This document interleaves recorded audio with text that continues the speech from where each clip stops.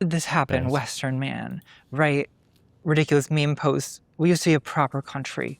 Like, and the image attached to that caption is a 7. If I was a real socialist revolutionary type, I think that video would make me feel insane. This is exactly the type of people that my society would make illegal. Yeah, but you have to consider, like, this is kind of what all socialism turned into. It's why one of the reasons why these societies failed so much.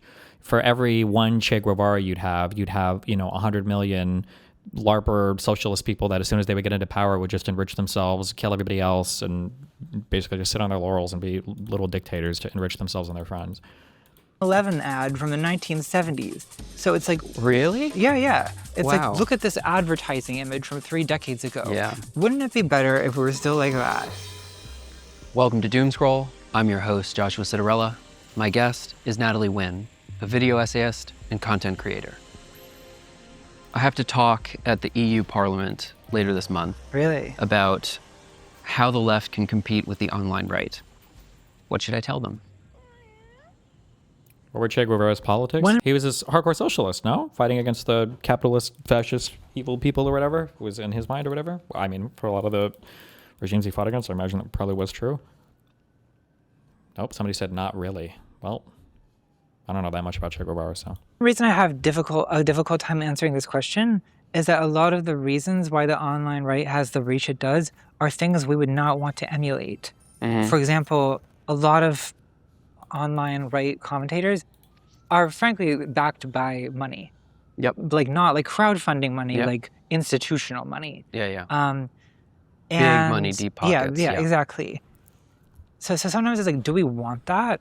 Mm-hmm. I think that for a lot of people on the left, the idea of having like oligarchs backing you would be kind of defeat the purpose. Well, the Right. NGOs, Yeah. those No, that's exist, true. liberal That's true. NGOs. That's true.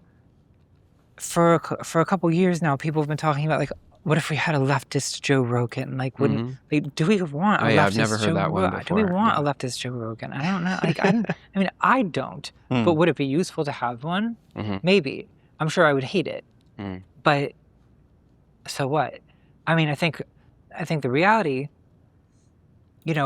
like if I will lecture men for not wanting to be in a coalition with their mother. Well, I also think I'm going to have to deal with being in a coalition with some kind of leftist manosphere. Right. And I'm prepared to just deal with that. Right. Right? Like, I think that part of my, like, realistic electoralist idea about politics is accepting that I'm going to have to be in a coalition with a bunch of people I don't like. Because that's What a coalition is. at a national election in the United States means having the support of a very wide group of people. You're telling me that Yeah. 77 million people can't belong to the same subculture? Yeah, 77 million people are probably not going to look into the camera and say, I'm the same kind of communist you are. Like, Damn it's never going to happen. I Which can't- means I can't accepting, possibly like, vote with them. it means accepting, like, a wide amount of ideological diversity. And I think that, I think the reason that Joe Rogan is so successful is there's this kind of, like, front of, like, I'll just talk to anyone and everyone is welcome. In practice, that's not really true because he doesn't really have very much in the way of, like, I don't think there's ever been a trans person, for example, on Joe Rogan, except maybe Blair White, a conservative, reactionary trans person. There's an ideological strain to the particular type of guest that Yeah, you could, for say sure. like Yeah. libertarian to. I think Joe Rogan would talk to anybody. I think, like I said, I think what happened was, I think Joe Rogan, people are looking at this very complex analysis of like, how does the conservative party create like a figure like this? Joe Rogan just got mind fucked by what was online. The conservative party is good at messaging because they have all their media figures and all their political figures in a row. So they all say the exact same message. Joe Rogan saw it online, got captivated by it, brainwashed by it. And then from there, he slowly became an unwitting conservative operative, but not because it was like some deliberate like mind control over Joe Rogan from conservatives. It's just, it was just that. It was just him getting brainwashed by online shit.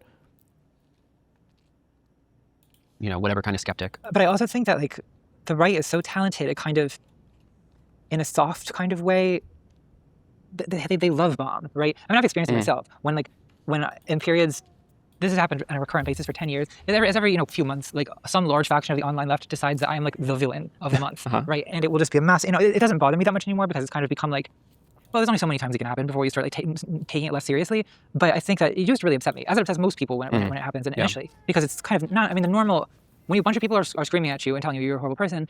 I mean, the ego's instinct is to defend itself, right? but when that's often happened to me, I often am reached out to by people on the right who are like, hey, like I see what's happening to you on Twitter. And that's like really horrible what they're saying to you. Like, do you want to come on my podcast sometime? Right. Like that's kind of their like recruitment method. It's like they reach out, they sort of exploit the divisiveness and the vitriol of leftist spaces to kind of like lure people out. So division. Yeah. Well, and especially because like there is like a genuine kind of like tall poppy syndrome type thing on the left. And we sort of talked about what this. is tall poppy syndrome? Okay, so tall poppy syndrome is a notion that like tall grass gets cut, let's say. So like if you rise to a certain level of prominence, the left turns on you. Yeah. And I think part of that is the same hipster mindset that leads leftists to turn on a politician who gets elected. Right? Is that it's like, well, now you're the establishment. There's a little micro version of that happens in the influencer world where, I mean, early in my YouTube career, you know, a lot of people, I think I probably have lost a large percentage of my earliest audience because a lot of people liked me because they saw me as this kind of like, you know, a queer transgender underdog who was like they related to. And then I got too big and they don't relate to me anymore and they resent me for getting too big. And it's like, I think that then like caused like a kind of extreme moral, extremely like, you know, stringent. So wouldn't Joe Rogan of the left be like moist critical or something? Yeah, but it's not about, first of all, the thing that makes Joe Rogan valuable was that he was relatively apolitical and his audiences were able to be collected from non-political spaces. That was the big like value of Joe Rogan. But the reality is that the Democratic Party does not have the messaging apparatus like the Republican Party does. So you're never going to create those figures online like the Republican Party can. You just can't do it. You don't have the messaging apparatus for it. It'll never happen. The far left people have developed that messaging apparatus. That's why they move so similar to MAGA and Trump in the way that their figures work. So like Hassan and the dog shocking thing is a really good example. They can lie to you about what you see on TV, but all of their people are in lockstep agreement about it. So as long as enough people are repeating the same thing, you know, eventually people will assume, I guess it's probably true. And then they all like do like preferential and friendly interviews with each other. There's no critical pushback, so you're never actually confronted with an opposing opinion, and then you get sucked down into that kind of like media black hole of same thought. And yeah, it's the very far left people have done the same thing that the MAGA movement has done, but the Democratic Party hasn't figured that out yet. Moral purity that was expected of me, and that I was not able to deliver on. The degree to which Asmongold is going over your tweet, LOL. Which one? The audience can turn on the creator also is fanatical because it was their like favorite thing. It was that subcultural identity before, and now that they feel in some way betrayed, it's like they just kind of unload all of that kind of parasocial fanaticism into this new outlet of, oh, I actually hate that person. I've hated their stuff the whole time. And that's not just a leftist thing. Like I do think that on the right, I think it's just everyone, a social media everyone thing. kind of hates each other on the right too, right? Like, but they're somehow able to like, I think maybe it's because they believe in loyalty on some level. They when it counts, like they come together to support daddy. Whereas the left doesn't do this, not really. I see. So I don't know. It's not that there's no leftists online, but I also think that like there's a struggle to convey leftist ideas to like less radicalized people. So I mean, I think that's what Joe Rogan's real utility is to the right. To talk to normal people. He seems like a normal guy, right? Or at least there was a time when he seemed like a normal guy. He is now kind of a little bit. He's moved. But he's also backed off of the Trump stuff too. No, that's true. But I think big audience has to include normal people who are not like political ideologues. And it's tough to do that on the left because if you have a guest who has said, you know, XYZ problematic thing, there'll be a bunch of leftists online screaming at you for platforming fascists or whatever, right? So the temptation is to maintain the boundaries of the cloister. I don't know. It's hard to say like what the solution to that is. I mean, like you've had the Democratic politicians like Gavin Newsom like do this where he's like, I'll talk to anyone. Like, yeah, I'll talk to Ben Shapiro. Yeah, I'll talk to, you know, but people don't like that on the left. They don't like. See, like, so she's technically not correct there. It used to kind of be that way that the left would like cancel you for things, and maybe that shouldn't be what's going on because it makes it hard for us to build a coalition if we're progressive or whatever. But you can see now that the far left, as they've like emulated the kind of MAGA model, they don't cancel you anymore, right? They'll defend Plattner for over Nazi tattoos. They don't care. Or they'll support Steyer because they feel like he's on their team, even though he's a billionaire. These people have spent their entire online lives talking about how billionaires are intrinsically evil. So they've also learned, the far left have adopted the MAGA playbook in terms of how they support people and accept people. And they don't purity test or cancel as long as you're on their team. Like it. Or like I know trans people in particular feel super betrayed by Gavin Newsom like saying he's willing to kind of back off on the trans stuff because it's not popular. It's not popular. Well, so I'm getting a little bit ahead of myself here, but just to kind of recap, there's trying to diagnose this is actually it's a pretty big situation. Like famous Media Matters study, I think 25 says that 90% of alt media is conservative leaning, right? So the temptation is to look at that as a reflection of where the political sentiments of most people in the country are. Obviously, social media is a very distorted mirror. Not 90% of the country is conservative, obviously. So I didn't know that. Yeah, I mean, there actually is a volume problem. It's extraordinary. So they're doing a quantitative survey. There's different ways to slice the numbers. They're including like Trevor Noah is part of the left. We could dispute the way that they classify it, but I think obviously whether it's 90% or 80%, it doesn't matter. Alt media, overwhelmingly conservative. And the reasons, I'm just recapping some of the things that you said. So jump in if I'm Trevor Noah is absolutely part of the left, but okay. Characterizing, but asymmetry of resources, so you got big donors, Yeah. and then just like bait, they can kind of sow division, look at trend cycles, whatever's trending, and jump on sensational topics. Yeah. And then the third is that some of the positions on the left are unpopular in a majoritarian democracy. Yes. So we can fix 1 and 2. How do we deal with 3? Well, I actually think, people aren't going to like this. I mean, I think there's certain issues on the left that the most high-profile spokespeople are actually like warranted in avoiding. Like, I personally think that at this point, like, the Democratic Party should not talk about trans people. And I think that because, I mean, it's frustrating for a lot of reasons, right? Because so much of what the general public thinks, the Democratic thinks about trans people, is completely information that they've gotten from right-wing propaganda. Because it's over, like, the Democratic Party already... I think this is I think it's a morally losing strategy. I understand what Contra is thinking here in terms of like it's just become such a bad position for Democrats. But like what you need Democrats who can talk about trans issues but have like a limiting principle. Like they genuinely believe in the topic and they know like where they stand on it, rather than you are quote unquote pro-trans and then you just have to endlessly capitulate to this far left lunacy that exists on social media, right? Like I think rather than abandoning trans issues entirely, Democrats should be able to present it as a healthcare issue, which it is, and then say that, parents have a right to do, their healthcare options for their children, and also be able to say, when it comes to NCAA sports and above, trans people and cis people shouldn't compete together. That should be a very easy position to occupy without having to go so far left that you lose 99% of people, and without... But without actually abandoning trans people that needs to have in this country. I don't know. I think you can have that position. It's just Democrats, as soon as they give in a little bit to the trans stuff, they have to go as far left as possible because there's just no limiting on any of the online activist shit. They hardly ever talk about trans people to begin with. Like I've seen so many people suggest, for example, that like, oh, Kamala Harris, like, she pushed everyone away with all that trans ideology. And I'm like, what trans ideology? How many times on the campaign trail did Kamala Harris even mention trans people? Yeah. Not a lot of times. I heard a lot about black men's crypto assets, but not trans people. Right. Yeah. Like, I mean, it's so I think that people have like really been convinced what the left talks about by right media, and in part because like, well, I think right-wing media, they've also kind of mastered rage bait, right? And that you can just like churn out this content that's just designed to like irritate people. Look at what's happening in your daughter's sports. They're letting grown men beat girls up, right? Okay, is that true? Doesn't matter. Makes people angry. Gets attention, right? So I think that you say that, a lot of right-wing media says that, and they say this is what the Democrats are doing. And it's like, how much are the Democrats talking about trans sports? Basically, not at all. Is the real answer to that question. But the right has really succeeded in convincing the public that that's what the left talks about. Yeah. So and they do it 90% louder. 90% louder. Yeah, as you say. Well, the question of how to respond to that is it to publicly start arguing on the topic of trans sports?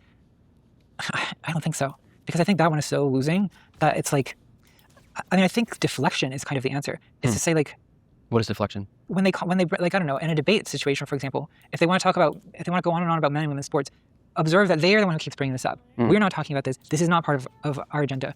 You are obsessed with this, right? In other words, Grim Flatner does this a little bit. Yeah. But to flip the obsession, to flip the obsession accusation. Oh, I see. Right? I see. Because it is like, I mean, See, people try to find these strategies, but the reality is it doesn't work because the Republicans are good at getting people to panic about it. They're good. It's good. It works because all of them are lockstep in messaging. So you can try to flip it around, and it might work for an individual debate. But then, as soon as a person who's a conservative who is in that media world goes back to watching that media world, it's just going to be them seeing a million times over like how obsessed Democrats are with the issue and all the horrible, evil things that Democrats, blah blah blah blah blah, whatever the fuck they're seeing on social media. Like they just go right back to it. I think back to like the sort of gay marriage debate in the Bush administration. I think one effective, or even like going back to like the 70s and like what was going on in the 1970s with the origin of the gay rights movement? With Anita Bryant, who was a big anti-gay, I mean, she'd originally been like a musician and who became sort of an anti-gay celebrity spokeswoman.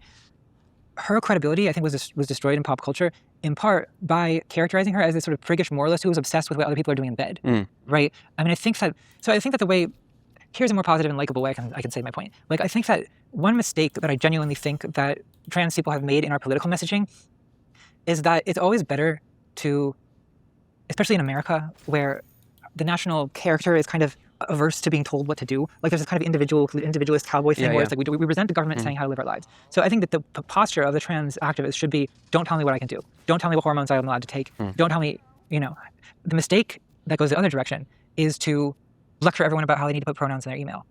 Because now you're not telling them not to tell you what to do. You're telling them what to do. People don't like being told what to do. Right. So don't tell them what to do. Don't tell them what to say. Tell them to leave you alone. Right? And I think that's the kind of more convincing line is that my temptation is to kind of argue from the kind of triviality. Like, really, you're expending this much resources on preventing essentially 10 people from competing in professional athletics.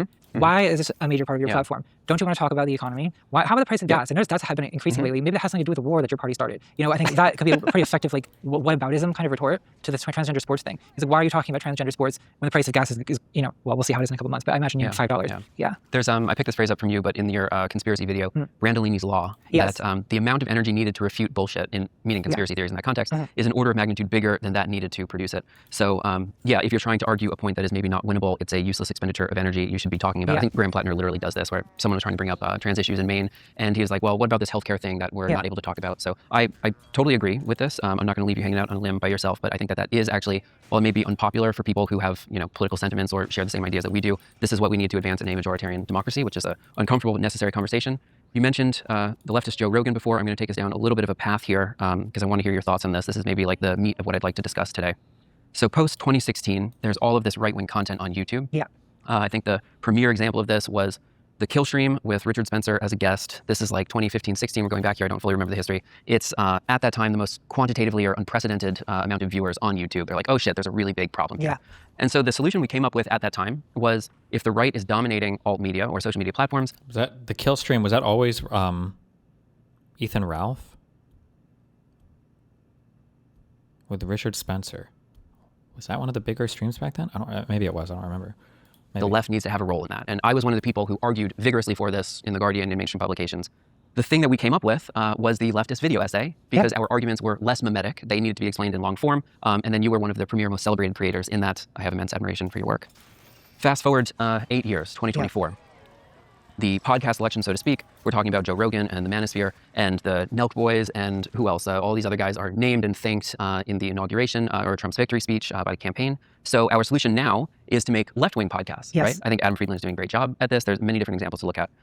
But I see pretty much a direct analogy where this was the strategy before. Now the left needs to participate in social media. And the right is winning in the influence base, and so now we need to participate.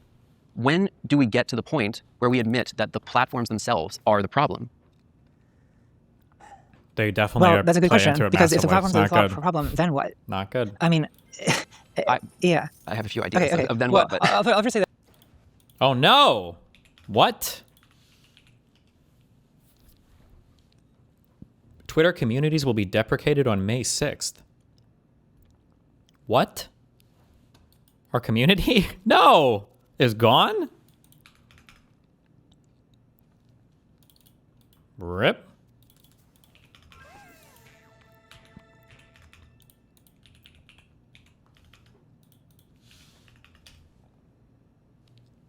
Storage Wars star Daryl Sheets found dead in apparent suicide at his Arizona home. According to police, he was 67 years old. What? They located a male subject who suffered from what appeared to be a self-inflicted gunshot wound to the head. Daryl, why?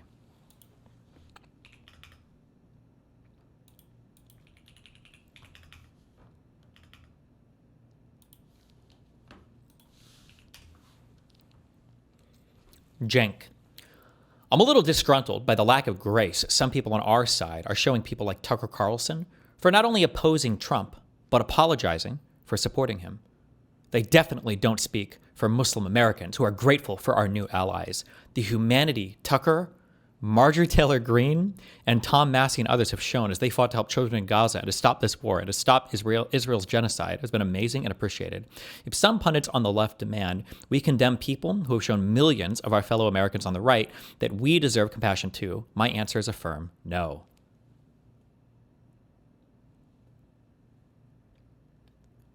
I love how none of this grace was shown for Liz Cheney, but for like the worst of the worst that humanity has to offer, these people are somehow willing to welcome them in. But okay.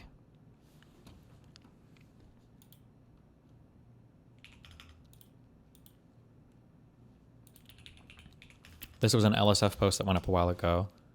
Prank YouTube channel Rao and YouTube received a €5 donation to prank call someone's unstable nephew. Said nephew shot and killed 2 Syrian refugees minutes later. Round YouTube quickly deletes the stream from his channel and denies being live. What the fuck?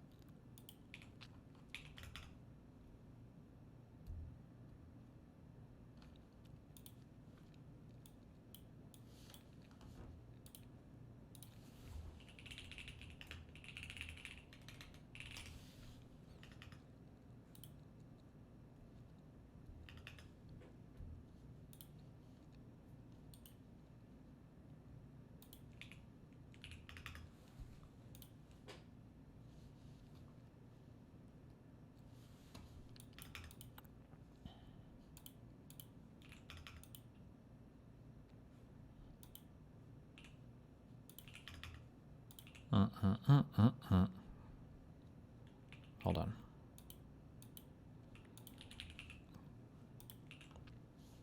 And then, yeah, Laura Loomer lost to defamation case against Bill Maher. Saw that. Commentary YouTuber Quinthio discovers that all the mods on Pirate Software's mod team have quit, including Kronos, the mod that Pirate would use as an intimidation tactic. It's speculated that Pirate was dramatic towards his mods. Making this video right now. And no, it's not because it's a pirate video. I'm not going for the sarcasm route here.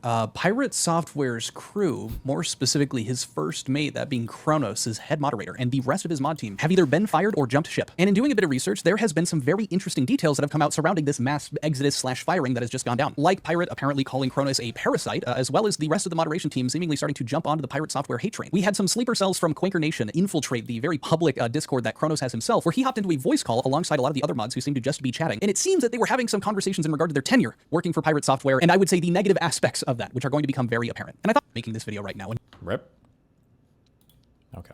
That I basically agree with the history of that you've drawn. Like, I mean, I think that I was also there in 2015, noticing this exact same thing happening. I had the same experience you just described of like I was like telling everyone. I named you. And I was like, look what's happening with like the internet is going fascist. And everyone would be like, well, so what? Like that's just the internet. They're just trolls. Like why don't you ignore them? Like why do you care about that? Now they're in charge of the government. So a like, big deal. So right, we were right to take it seriously. In other words, now I think at the time I had a far over optimistic idea about how it could. I mean, my solution, and the one I tried to enact myself, was to make counter content, right? To make content that was sort of debunk or argue against or attempt to present like an attractive alternative, right? Where, because at the time, what I diagnosed as a problem was that you had this kind of right wing that seemed sort of fun in terms of like their edgy, transgressive. Do you know how fucking hard it has been to get people on the show to admit that it was like attractive to people? Yeah, that it was like countercultural, it was edgy, it was punk. It was completely intuitive to me at the time. If you're like a 14-year-old boy, like that's just awesome. Especially, and because like so much of that content, well, at the time it wasn't called woke, it was called SJW, Social Justice Warrior. And so much of the right-wing media on YouTube at the time was about dunking on that, taking angry feminists, triggered feminists, and then dunking on them, ha ha ha, you're so stupid, you're so illogical. Sargon of Akkad. Yeah, exactly, that type of content.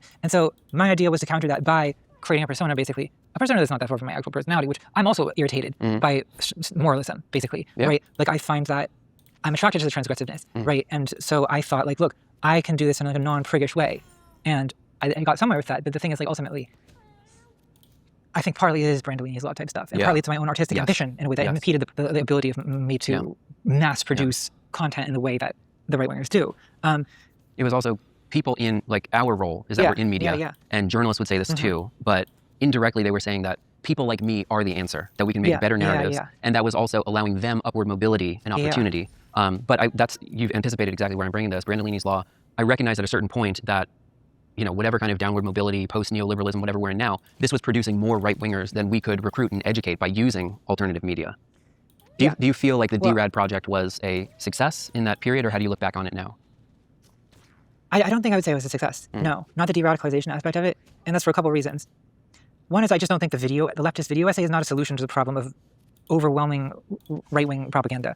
It's just too niche, and it appeals to, it has an audience that it appeals to, certainly, right? Which makes it a viable career. But is it a solution to right-wing radicalization? No. I think part of the reason is that here's a way I've really changed how I do de-radicalization. I actually don't think anyone gets de-radicalized on the internet. I think that the internet is where you get radicalized. I think what de-radicalizes people is being offline, is having community, is having meaningful work, is having connections to other people. Not being socially atomized. Not being socially atomized. Yeah, that's what de-radicalizes people. So I think that everyone on social media tends to get radicalized. A worry that I have about the leftist podcasts as a solution to the right-wing podcast is that it also kind of becomes a new form of radicalization that I question the utility of. In other words, a lot of political podcasts, in one way or another, end up having a kind of like Fox News-like function, or like Rush Limbaugh-like function, where like I do think that in some ways the political podcast is kind of like Fox News for millennials, where like okay, you're listening to an angry man talk to you all day about what to be angry about. That's obvious. I mean, that has been a winning formula for decades for media. And are you still allies with Contrapoints? Allies? I guess, sure. People keep posting your tweets on the sub, so I watched some of your old comments with them, and they were pretty good. Is there a reason y'all stopped talking? I think my shit just got too hot online, basically.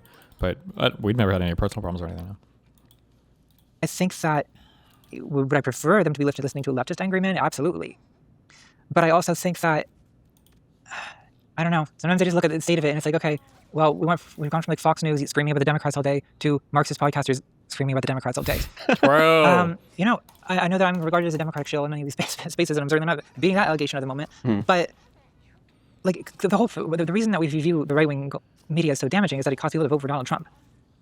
don't we want people to not to vote for more liberal candidates? Like to me, that's the goal. And I worry that the kind of left-wing radicalization it lures the audience into a kind of impotent radical chic or something, where it's like, okay, subcultural. You're in an oppositional counterculture that views non-participation in politics as basically the pragmatic outcome of, because posting isn't participation, it doesn't count. Can I give an example here, just to kind of like codify what we're talking about? So, the thing that I think was missed in the Joe Rogan analogy is that it's a mainstream podcast that's not about politics. That's why normal people like it, because they're talking about all sorts of stuff and it's fun or lighthearted. Politics is happening, and so that's the thing to comment on if you're in like a weekly news cycle. Here's what's happening today is my take on it. That kind of naturally happens. But the problem with the kind of political media first, or like left-wing Joe Rogan or leftist video essay thing, was that the buyers of political media... Vosh harassed Contra, why? I don't remember why, but I remember something. It was an unhinged tweet. I feel like Contra tweeted something that wasn't that controversial. And then I think Vosh, like, he either tweeted this or he told his audience, like, every single one of you has a moral obligation to harass the fuck out of Contrapoints until she's deleting these tweets or something like that. I don't even remember what it was about, but it was pretty unhinged. Are not the median or modal voter in the US. And so if you look at these quantitative analytics from subcultural communities, I'm going to give a weird example here, so bear with me. In the furry community, there's a staggering statistic that 70% of the people who participate in that subculture have purchased an original piece of art, meaning they have like spent their money to consume something from that subculture. Oh, it might have been Vosh's sexism art, because Vosh, and Hassan too, I guess men in general, listen, what are we going to do? We just hate women. Probably it feels a little sexist sometimes, I think. And that definitely came across in the... It was either with that Cat Black person that he fought with, or it was with J.K. Rowling. If you're publishing, let's say like a Substack that's about tennis or whatever kind of mainstream thing, you could expect to monetize about 7% of your following. So if you look at the fringes or subcultural interests that are not mainstream, there's an order of magnitude increase in people's willingness to pay and contribute towards that. And when you lead with the politics, kind of just as we described before, the asymmetry of resources, the distortion of the attention economy, all of these things, that is an additional multiplier on how distorted the landscape is of people's actual sentiments. So it becomes really, really difficult to advance the necessary broad coalition of 77 million people that are all going to make a shared decision and have a coherent narrative if we're starting from the like vanguard political leftist position. Right, which is not going to attract 77 million people, which is not. It's not, no, it is necessarily a vanguard. It is not the popular right. Yeah, well, I do think that some of them, I mean, even in the video essay, peak left video essay era, like a lot of the people who were doing that most effectively helped build an audience in part also by talking about some other thing, video games, movies, right? Yes. And then politics was video kind games of are fascist also, ways. Yeah. Well, video like Steve Bannon figured this out in 2014, like that way that he noticed that online gaming spaces were basically a huge resource of frustrated young men without much political direction, and he just saw that this was exploitable. And so that they are, however, in functioning economic socialist models, like the internal guild organization is a workers' co-op. So there's Wash's comments about the person wearing stockings. Yeah, Jesus Christ, that was too much. Incredible irony here. But I feel like that has not been as effectively used by the left as it has by the right. Yes. Before we get too sidetracked on this side quest of video games, I want to refocus us on how do we make online discourse work? I think it's in the conspiracy video, but you talk about we need good conversations to do democracy. I'm paraphrasing here, but what are the kind of preconditions for this Habermasian public square? How do we have good conversations for deliberative democracy? It's harder than ever, is my feeling. Like I used to think this was possible. I mean, I used to go on these like debates even with right. So there's two problems with it, with debating right-wing people. One is that the right-wing people they're not interested in participating in a Habermasian public square. They're interested in owning you for clicks, right? This is true of everybody, by the way. It's not unique to the right wing, but... Damn it. The second problem, and then the second problem is that your own leftist audience feels betrayed that you dared talk to someone on the right because they suggest that maybe means you're betraying them and you're maybe thinking of going over to the right because why would you talk to someone on the right if you weren't on the right? Right. It's very hard to overcome this guilt by association thing. So it's like a pincer. Like you're discouraged from doing it both by the way you're treated by the right, which is as an exploitable resource for them to create attention moments, and you're criticized on moral grounds by the left for associating with the enemy, which kind of made it to me just not worth doing at all. Right. Now I'm sure some people are able to do this. Like men have to do this. I'll just say it. I can't do it. Like debate. Yeah, debate favors men. Yeah. Because probably true. It Unfortunately, favors assertiveness, aggression, owning the enemy with facts and logic. Yeah. It's not that women can't do that; they can. It's just that when women do it, it's perceived as like bitchy and cunty and bossy. Unfeminine aggression. Did you ever see that movie, Town Bloody Hall? No. Jermaine Greer and who was the, I forget the name of the writer. Do you remember the writer? Norman Mailer, right? I have seen that. Yeah. But it's like I'm not on his side of the argument, but like his basically being a dick to them was incredibly powerful versus these like very comprehensively and like well-spoken arguments against him. And he's just like, yeah, that's all bullshit. Like, and it's really strong in a debate format. Yeah. Trump, just He's by the pure. Is this the video? She's wearing a fucking skirt. Okay, I don't want to play like fucking, I don't like running down like the greatest hits or whatever. But I guess Vosh is still bad faith to me, so fuck it. I don't know. But this was a lot. Jesus Christ. This woman, I think she was criticizing Vosh for, I don't know if it was sexism or related to sexism. I think it was. And then this was his, I think, response to the call. Oh, because it was related to the J.K. Rowling stuff. Wearing a fucking skirt with stockings. She just wants to live in Mad Men and be sexually harassed by like the fucking the office boys. I'm sorry? I beg your pardon, sir. What was that? What do I want? She just wants to live in Mad Men and be sexually harassed. Yes, Vorsh. You caught me. I just want to be sexually harassed. It was a little It's much. Obvious. Practically more I am. The short skirt plus like the stockings and the so on. Force of intimidation and like aggressive posturing is able to be perceived as winning. So I agree that debate is in some cases necessary. And I don't think, just to be very clear on all these things, like it's good to have leftist video essays. It's good to have leftist podcasts. We're just saying that it is insufficient to win in the scale of the national election, and if that's the strategy that we're trying to achieve, we need more on top of it. What do you think about, what about repealing Section 230 for platforms that have algorithmic recommendation? I don't know. I mean, algorithmic recommendation as opposed to what?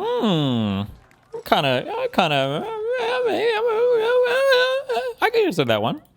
As opposed to like Substack, Patreon, you voluntarily opt into a thing. It's not recommended to you. And so that reduces proportionally the sensationalism and the advertising revenue engine. It doesn't necessarily eliminate extremism, but it means you have to like seek click in. Almost, you gotta opt in. It's hard not to think that that would be good at this point for me. I think it's, I don't know how I don't know. I think it's going to be thought very intensely by the most powerful people in the country because that's how they make a lot of money from it. So I agree. Yeah. But we are watching with this takeover of TikTok. Yeah. Right. I'm trying to chip away at this because I agree. These are the libertarian, like techno-capitalist class is basically the most powerful people that have existed in human history. How are we going to like force a law against them? But they're kind of doing it already with TikTok. Yeah. Like they may actually put parameters around political speech on social media anyway. Yeah. And so there may be a few does avenues TikTok of have attack. like American, I mean, because I feel like with TikTok, they're able to sort of frame it as like foreign interference with American media, whereas, you know, we have like our own domestic oligarchs who are going to defend Facebook and Twitter and Instagram and YouTube, right? But I do think that, well, I don't know, it's, I mean, Twitter's kind of a fascinating situation because I feel like Elon Musk took that thing over and basically they trust busted themselves, basically, right? Like they completely unforced, like created all these other Twitters that you can join, Threads, Blue Sky, you know. I mean, I don't think those have the... Not yet. Yeah. I mean, the other problem is that like the thing about that algorithm is it's they like, don't have anything. They really are. They're selling us crack. They really are. Yeah. Like I'm hopelessly addicted to the thing. Like, to be honest, Twitter anyway. Okay. And it's partly because of the chaos and the. I mean, I find Blue Sky boring. It is boring. It's boring. Yeah. I also don't believe that if a platform is predominantly leaning in one political direction, that like we should just send all of the liberals and leftists over to Blue Sky. Like I think you actually need to have those voices in the right-wing dominated platform like Twitter. One more Vouch clip. Still the capital, Virginia? Destiny? This one. Planning on Vosh's accent slip up. Yes? I think my favorite Vosh clip of all time. This was a good one. Was when Vosh debates black people, he gets possessed by his Gusano slave-owning ancestors. Oh, man. Actually politically represent my interests. I'm not.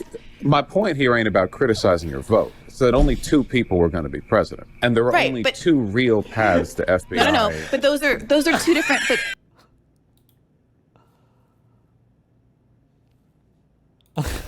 I don't know. I don't even know, man. And I picked this up from Ro Khanna, actually. I wasn't sure that this was an actual thing that people were going to move forward with, but it does seem like there's legislation around it. And I'm kind of, you know, I put now like 8 years of my adult life into this kind of research and material and the Gen Z social media interviews I did. I think that we need to get upstream of this process, and this is kind of the best thing that has come across my desk recently, because I think it is basically Brandolini's law. If we're trying to fight the right, what can we actually do in this space? It's clearly 90% dominated by them. We have to pull different levers. Yeah, well, the idea of like regulating, I mean, I think that some kind of increased regulation of social media would probably be massively beneficial if it were done by the right people. I guess I'm always somewhat anxious about anything that counts as feels like censorship for fear of it. But I don't know, they're already doing censorship. They're already, That's the problem. Is they're already, Like, I mean, I wouldn't want this to happen under the Trump administration. But like advancing a proactive politics for the left, maybe that should be part of the 2028 platform, right? No, maybe it jobs should. guarantee and repeal 230 for platforms. The trick would be to find a way to sell this to the public in a way that doesn't seem like, that can't be so easily framed as like authoritarian leftist takeover of free speech. I got a suggestion. Yeah? You flip the trans thing. They're coming for your kids. The platforms. Yes, no, that's actually a good idea. That's a good idea. Focus on like, I don't know. Did you see that the lawsuit where this girl, I should know the details of this if I'm bringing it up on the podcast. She was like 16 years old and they're suing for anxiety and emotional damages, the big platforms. Yeah. And this is now setting a precedent where Rial's the producer of the show, but he was telling me there's now class action lawsuits opening up against the platforms. Well, that's a smart way to start. I mean, I think that I like your suggestion of doing it as some kind of think of the children thing in terms of, I don't know. I just feel like it's going to end up you being like gravitate towards banning pornography, which like I'm not necessarily opposed to the idea that like pornography should maybe be slightly more ghettoized on something like Twitter, right? Where it's, as opposed to just like, oh, there it is in your feed all the time. Right. And certainly when you have like a significant portion of the website's users are underage.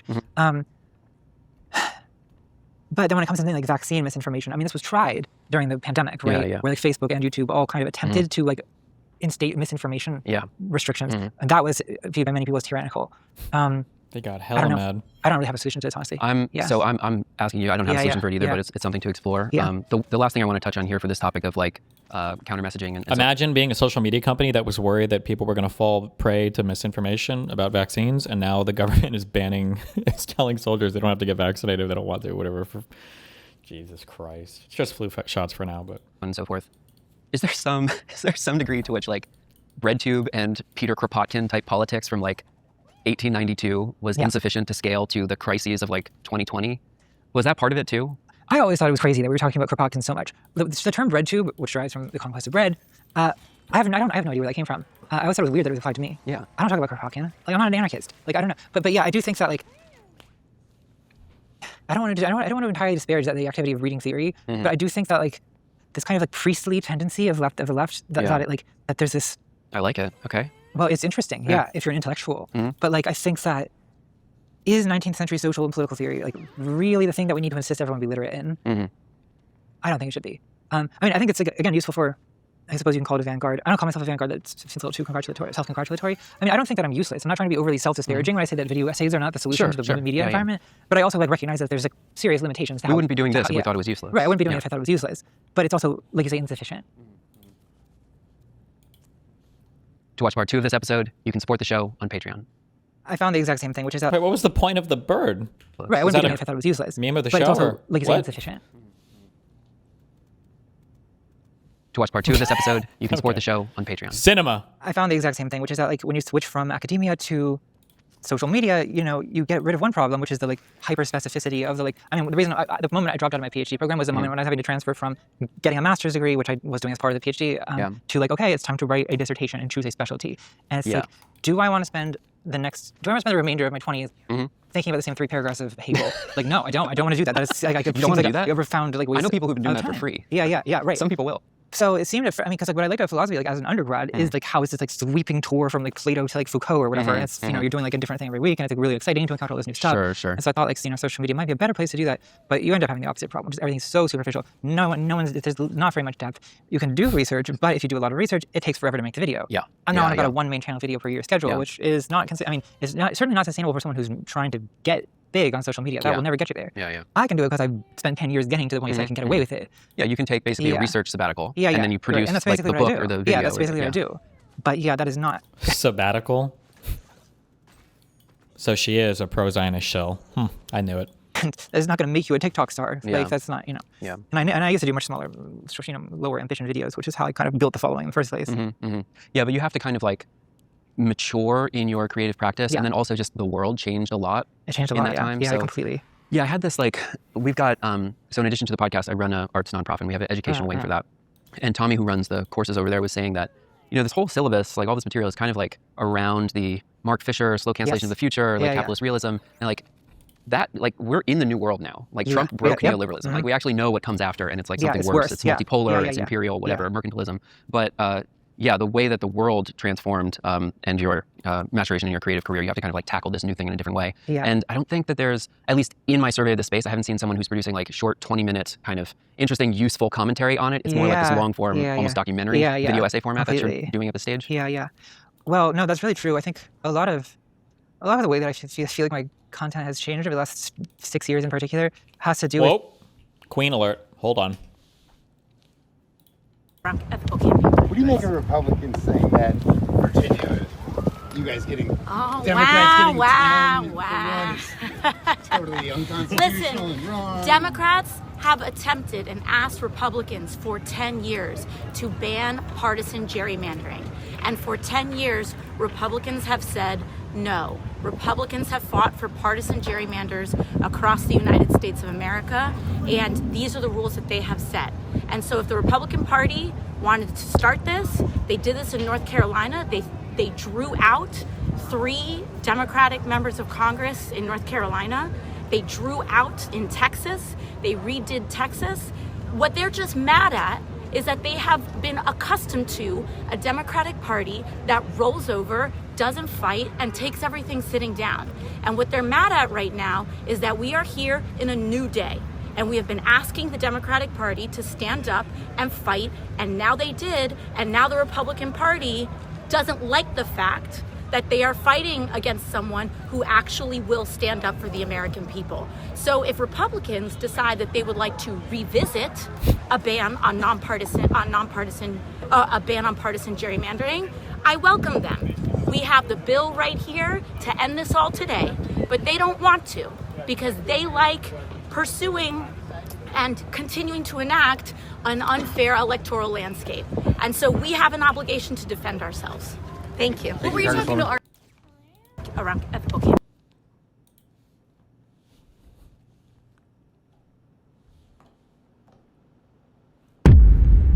Got him.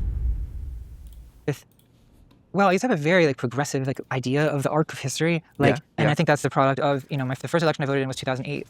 Okay. Obama winning that year. Yeah. I mean, now Obama has lost so much reputation among people on the left that it's hard to explain how it felt in 2008. I remember that. But it was 15s that were on Mamdani's. People were partying in the street. They were partying in the street, yeah. And it felt like, I think that Connor S. Thompson line about how it felt to be in the summer of 68 or whatever. And it was this inevitable sense of good triumphing over evil, and that racism was over, and now we were just gonna live. That worked out great. Yeah. And then 2016 happened, and it was possible to sort of I think I had all kinds of cope for that and all kinds of explanations of why it wasn't actually that bad. And there's all kinds of reasons I can imagine people voting for Donald Trump. Maybe they just uniquely hated Hillary as many people said they did. Maybe they just wanted to try something new and anti-establishment and all this. But then when they re-elected him last 2 years ago, that was something different. That kind of crushed my idea that things were going to get better. And I now have a more So when you say the progressive arc to history, you're not talking about a multiple centuries teleological development or arc of, feudalism, capitalism, socialism. You're talking about the recent social history of generally people are becoming more progressive. And we'll get Obama, and then we'll get someone else who's more socially progressive. Yeah, I think that's what I was thinking, right? I assumed the same thing. I think that was a plausible, reasonable thing to think at that time. And it was kind of an unconscious assumption, I think. I don't think I would explicitly have stated, we're definitely getting more progressive, politics from here on out. But I think I felt it. That this Trump thing was a kind of bizarre aberration. It was going to go away, and it's not.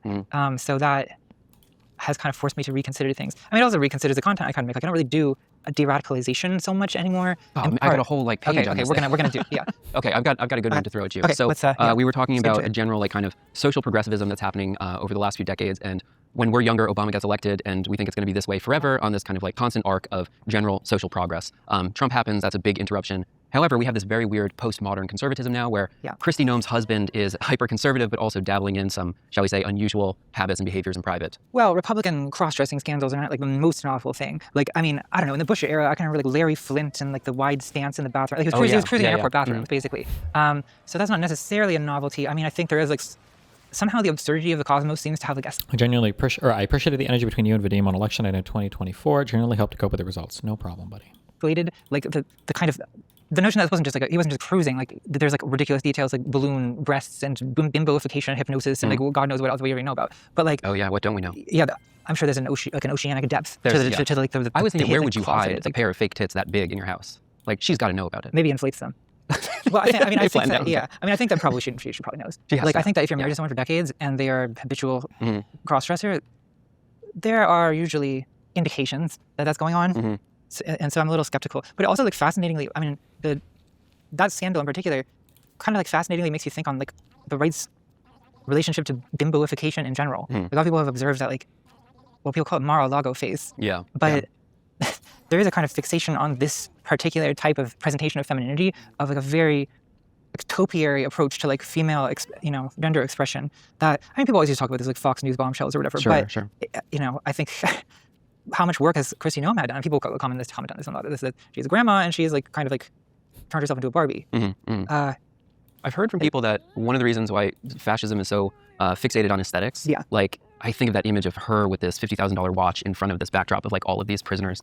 Yes. It's an incredibly Jeez. powerful image, right? And Yeah, also yeah. these like giant breasts are a really striking image. Yeah. But fascism is so focused on aesthetics because that's all that they have to offer. Like they don't have a comprehensive, like compelling offer for political economy, so they can just give you these like incredibly potent images. Well, they sort of don't believe in. I'm trying to say they almost don't believe in reality. Like Yes, they don't. no, literally. Yeah. Like We because should they explain don't what we mean by believe in that. material reality, but they Yeah. also sort of think that like the problem. I mean, a lot of the right wing or the fascist, particularly diagnosis of what is wrong with the world is aesthetic, right? Yeah. The West has fallen. Why? Because of like degeneracy, and the evidence of that is often like suggest like look at modern architecture compared to a cathedral. Right. You know, how did this happen, Western man? Right. But I do think that what they're interested in is, there's like these like famous ridiculous meme posts. We used to be a proper country, like, and the image attached to that caption is a 7-Eleven ad from the 1970s. So it's like Really? yeah. It's like Wow. we used to be like. Look at this advertising image from 3 decades ago. Yeah. Wouldn't it be better if we were still like that? And it is very like, again, this is not like, we're not talking, they're not giving us data about like wages or about inequality or about. We used to be a proper country. Wages and productivity were aligned. Right. But well, I don't know. But you sometimes see like people point like, oh, before 1971, like inflation has increased so much and wages have not kept up. Yeah. Like that's like a data point that sort of corresponds to something that is involved in reality. Whereas pointing to advertising from the past and being like, it's sad how commercialized Coca-Cola has become. Yeah, Like, yeah. what are you talking about? Like, it's just like a fantasy, like that they're engaged in, right? That like an ad agency dreamed up on Madison Avenue that these people like posit as their vision of the utopian future. I mean, and the idea that fascism as the aestheticization of politics, I mean, isn't that like Benjamin or someone? Like, people like communists have been saying since like the 30s. Speaking of taste, okay, I'll throw you a few. We'll clear the trash mobs here. Let's talk about your recent video. Speaking of bad taste, you recently watched all 10 Saw videos Many times. and spent Many several times, hours yeah. writing about it, thinking about it. Why did you choose Saw? Well, I was procrastinating a few years Because it's the best franchise of all time. ago on another video, and I procrastinated by watching the Saw movies, and it struck me as like really. I was like, there's ideas here that I have not really seen, like been given like the philosophical escalation treatment, and I think it was that combined with the fact that this movie had once traumatized me that I think interested me. Right. Is that. Well, it's a very Freudian idea that like there's something kind of sadistic or say inherently sadomasochistic about like morality itself, about the psychology of morality, right? I mean, it's something that really gets neglected in philosophical ethics, where I guess this is kind of my beef with philosophy in general, is that philosophical ethics tries to rationalize ethics, morality, and turn it into like in like the Kantian tradition, you turn it into reason, or to derive all of ethics from laws of reason. Right. And I think this is like very clever, it's very smart, it's very impressive. I could not have come up with it. But I also think it's completely wrong. Like, or at least it's completely alien from the way actual ethical thinking happens in situations that matter. Okay. Right. Okay. Like, I don't think that I mean, the categorical imperative, Kant's like ethical maxim, a fancy, sort of a fancy golden rule for those who don't study Kant. Like, this is a game. It's like a game that's being played by this German intellectual who never left his hometown in the 18th century.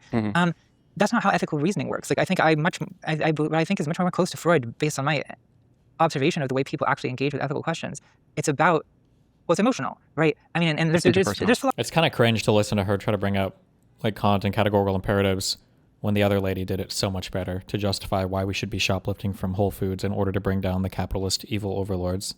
Just in my personal opinion. Philosophers who have suggested that ethics is derived from emotions is called emotivism, and it's like a lot of like British empiricists said that, for example. But those people don't really have a lot of insight into emotion either, whereas I think psychoanalysis kind of does. So like Freud in Civilization and Discontents, for example, talks about like guilt as this like modern neurosis that's the product of kind of repressed aggression, basically. Okay. Aggression is turned inward, and when you sort of internalize the law, what is the law? It's like a punishing sort of tyrannical father that's inside your own head. Superego. So superego. So there's a masochism or sadism to morality. I felt that Saw really kind of, in an exaggerated way, sort of dramatizes that sadism, right? In that, Jigsaw, sort of cartoonish fictional serial killer, is putting people in traps, torture scenarios, basically, that sort of ironically punish some crime, right? So like the maze of razor wire as punishment for self-harming with a razor, right? Like you have to cut yourself to, I mean, it's kind of the same logic of self-harm in the first place, right? So you have to cut yourself to sort of purge the guilt for your crime. Not all self-harm is a complicated psychological topic, but I think there's some version of self-harm or some version of, for example, anorexia that involves a kind of sadistic superego, I guess, in the sense that you're sort of punishing yourself or disciplining yourself for. Yeah. I mean, in the case of anorexia, it's sort of an aesthetic sin. I'm thinking of bodybuilding. Yeah, actually, or moral. Bodybuilding is exactly the same. Physical discipline. Yeah, physical discipline. Also, restricting your food while cutting. I wanted to talk about Saw because I see it as sort of like a parody of this entire way of thinking, but a parody that has the ability to sort of like illuminate like what's actually going on in moral psychology a lot of the time, and it sort of notices the aggression and sadism that I think sort of underlies a lot of moral judgment. There's an interesting phrase I wasn't familiar with before called contrapasso.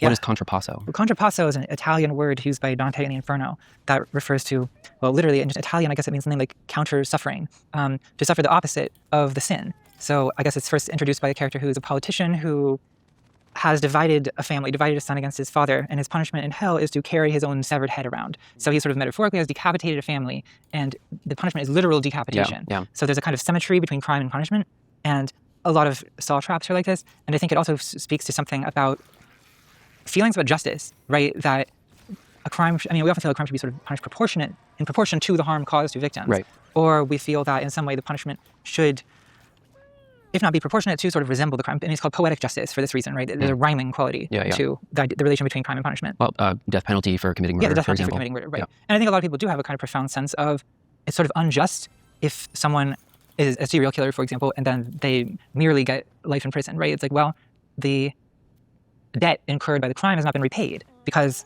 you cannot pay for with jail time for, I mean, I would argue that like incarceration is fairly cruel. It's a punishment already. Yeah. And so there's kind of like a fake humanitarian element, I think, to like life incarceration. And so it's frustrating both to the humanitarians and to the people who want symmetrical retribution, right? Because I think to the humanitarians, incarceration is like sort of a bloodless punishment. That it's nonviolent. Is nonviolent, sort of, in the sense that like, but I think it also like has a lot more to do with, I mean, you can look at the way that Americans administer the death penalty. We're the same kind of priorities. The priority is not really reducing pain, because the way that lethal injection is done is very painful a lot of the time. Or things like the electric chair, like the deeply painful ways to kind of torture someone to death. But it's actually, I mean, it's worse than the guillotine, except for maybe the psychology of the guillotine, which is, I think, intimidating to the idea of being beheaded. No, they want to see the person suffer, right? Right. But I think that like the humanitarian, like liberal humanist, whatever word I'm using for this, you know what I mean? Sensibility is like, well, there's something barbaric or inhumane about public execution, and especially about execution involving blood. And the anxiety, I think, seems to really center around the guilt of the executioner or the people witnessing the execution or the judge. It's not necessarily about being humane towards the victim.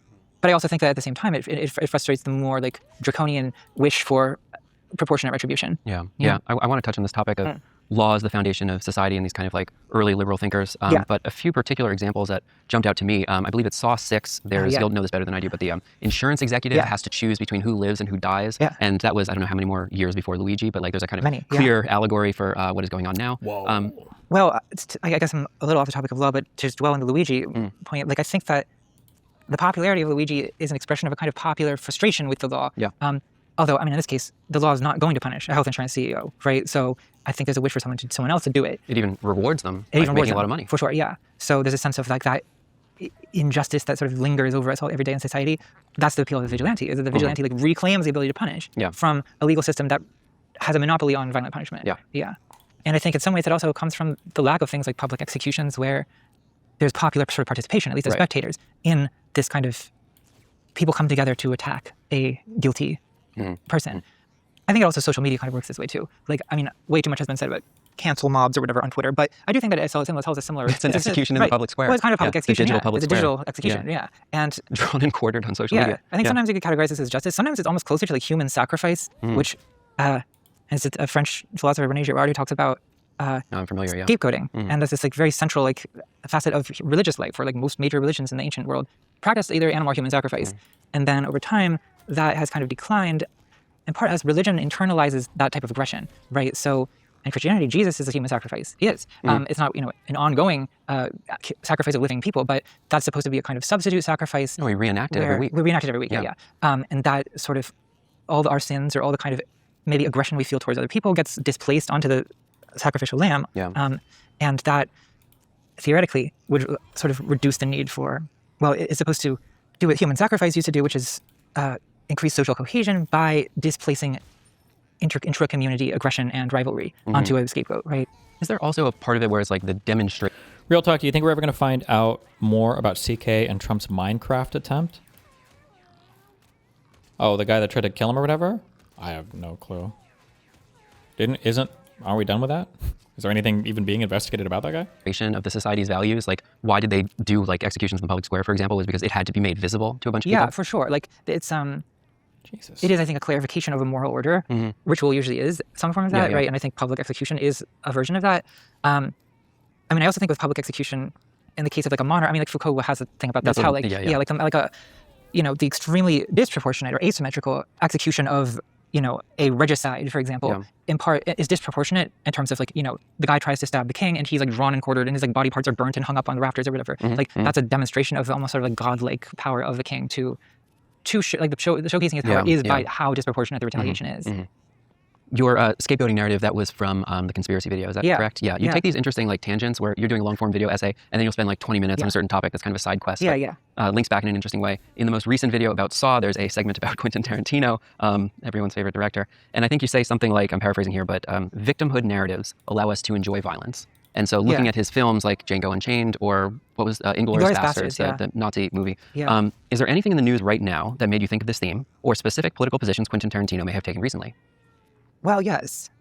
I mean, I think that I quite a lot of different things, but I think that, I mean, my first experience with this growing up very vividly was 9/11, where, let's ignore what caused 9/11 for a moment. I mean, we can come back to that. But I think for a lot of Americans, 9/11 was experienced as this like horrifying, humiliating trauma that like cried out for revenge. And so like I think the war in Afghanistan was sort of inevitable as a result of that, but it turned out to be that the administration was not good at tracking down Osama bin Laden. And even just tracking him down felt not adequate to the scope of damage that was being avenged. So I think that in a lot of ways, the popular support for the war in Iraq was basically a displaced revenge for 9/11. People forget how fucking popular that shit was. That's right. Yeah. It's an impressive level of amnesia, actually. That like, you know, you had like Michael Moore being booed in Hollywood for his opposition to the war. It's hard to imagine like today that like, liberals were basically also down with this. I got bullied in high school. Now that I had this repressed, I got bullied in high school for being against the war. I wasn't patriotic enough. I did too. Yeah. You fuck these people. We were right the whole time. Do you hate the troops? Like, that's what they were saying. Like if you were against the war, you hated the troops, and they couldn't conceive of a reason to be against the war that wasn't just like you have contempt for American soldiers, right? So that, I mean, that was like kind of my political awakening.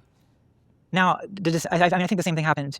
Well, I won't say the same thing because there's obviously a lot of, you know, we go into specific differences. But I saw a similar dynamic after October 7th when, at least in the initial stages, it seemed like fairly transparent that Israel was out for blood. I mean, it was immediately obvious. Just from the tone that Netanyahu, for example, adopted shamelessly on social media. I mean, I think that his tone was like, I don't know if I can think of a better word than genocidal. The week after October 7th, I think anyone who was analyzed his rhetoric could see what was coming at that point. Definitely, I think I actually don't know the details of Tarantino's positions on this, but I think I think he posted from a bomb shelter in Tel Aviv. Yeah, he's more or less a supporter of. Oh, was a huge supporter. Of the ethnic cleansing in Gaza. And I mean, in your, I'm kind of summarizing what you say in the video, but there's this kind of progression in his own work where towards the end of it, he realizes that you can use this victimhood narrative to just enjoy the violence that, if you look at his early...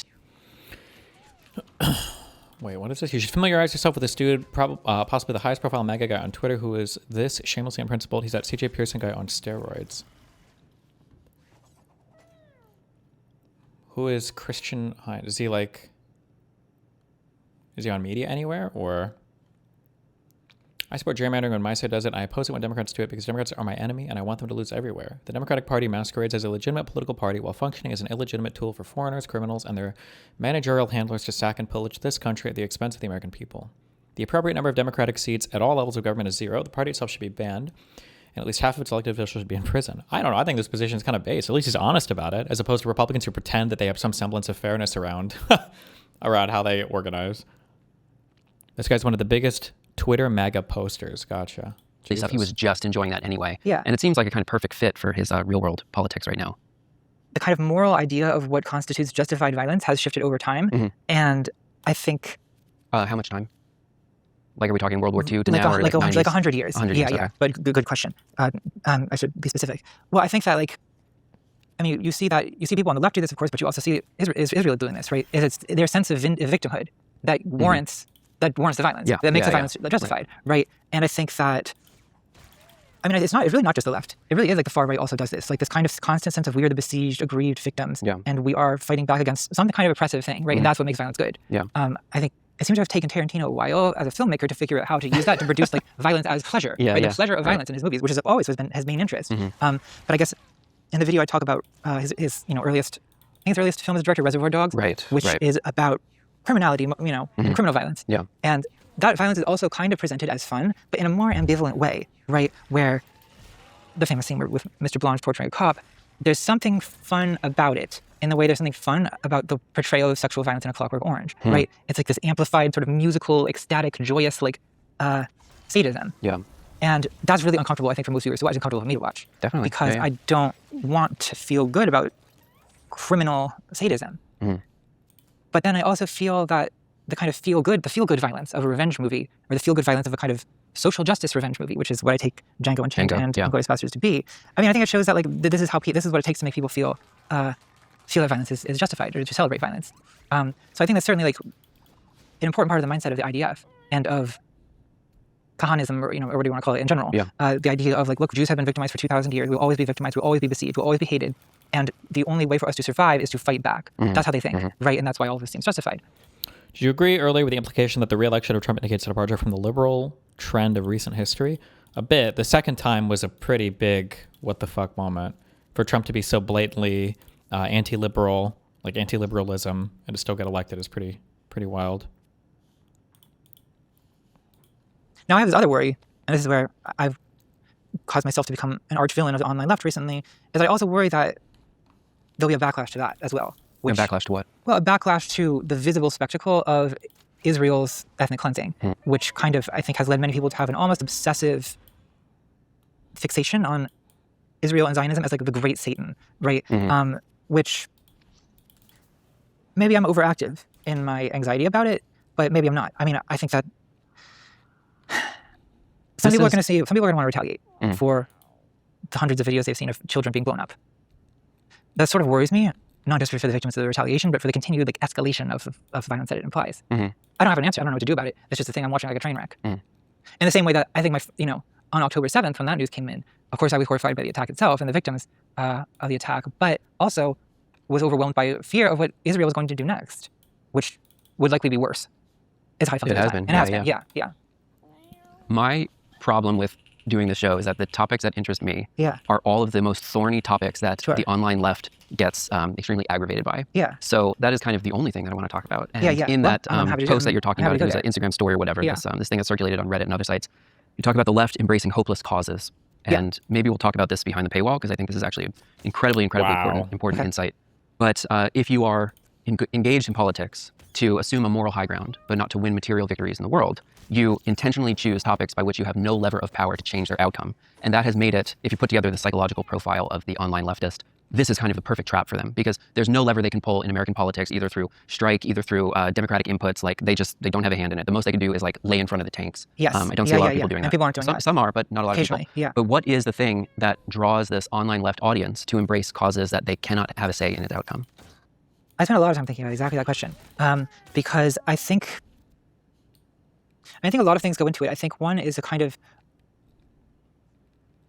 people's identity becomes oppositional. Like when you identify yourself as a radical, you think of yourself as anti-establishment. That is who you are. That is the basis of all of your moral principles, which sort of also implies that you don't want to be the establishment, or you don't want to even be associated with the establishment. So one thing I got very frustrated with people self-styled radicals is that even when the left does have victories, the victory is then immediately spun into some kind of disappointment. They don't actually want to be in power. They don't want to be in power. So like, I mean, you've seen it also already with like, well, we saw it with AOC and with Bernie Sanders, where like, I feel like those people were the sort of champions of the left 8 years ago. And now, like, oh my God, like I saw like when your wonderful mayor, Zoran Mamdani, got elected, like he posted some picture of him with Bernie Sanders and AOC, and immediately like the faction of the online left that I'm discussing here, the reaction was like, wow, like I can't believe Zoran Mamdani would associate with these like genocidal Zionists. Wow. Right? And it's like, well, what did you expect him to do as an elected politician? Have not no ever allies? talk to any other politician? Like that's not how this works. I mean, in some ways, like what they're horrified by is participation in politics itself. Because that means a kind of compromise of their virtue ethics. And Wait. Mean break? What he's saying is, look, it's true. Virginia's about 50-50 Democrats, Republicans, but we need to stop the Republicans, so we're going to disenfranchise the Republicans. That's what he's saying. And he's using a few more words to say it, but he's being basically honest about the argument. Democracy is when half the voters have no power whatsoever. That's democracy is when I win. That's what he's saying.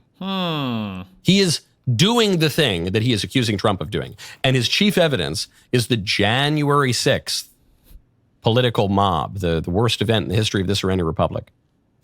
January 6th, which we are learning from the SPLC indictment, seems at least quite likely. It really was Antifa. To have been put on by the left as well. Exacerbated, funded, promoted. We know that the FBI was there under Joe Biden. Or just before the entry of Joe Biden. But a lot of careerists there.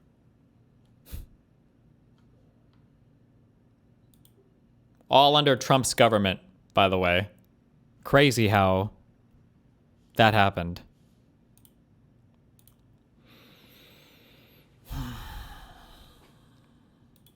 And I find it so preposterous because a lot of these people also are claiming to be Marxists. But like, so you would think Marxism is like based on some kind of understanding of like, you know, material conditions, but they're virtue ethicists. They're virtue ethicists flirting as Marxists. They're not materialists by any stretch of the imagination. And it's very frustrating. Yeah, if they, not to harp on this, but like if they ever got into the position of power, it would mean the death of that subcultural identity, which is actually their primary drive. So it's a kind of political like hipsterism in the sense of like you like the band until it's popular, and then you can't like it anymore because the popularity of it is incompatible with your self-image of someone who's on outside of the mainstream, right?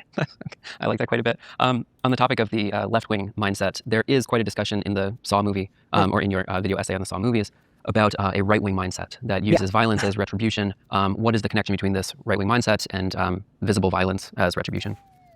Well, I see the right-wing mindset, and my influence here is a cognitive linguist, George Lakoff, who wrote this book called Moral Politics, where he argues that basically the understanding of the family and the role of parents is the microcosm of how people view politics as a macrocosm. In other words, that how a family authority structure works is the basis for how people with different values see politics. So this book's from the 90s, but I think it still works for like the father as disciplinarian? Yeah, so the right-wing politics, he calls it strict father morality, and it's the idea is, of a disciplinarian father. Daddy's coming home, and he's eating his Zolotov, right?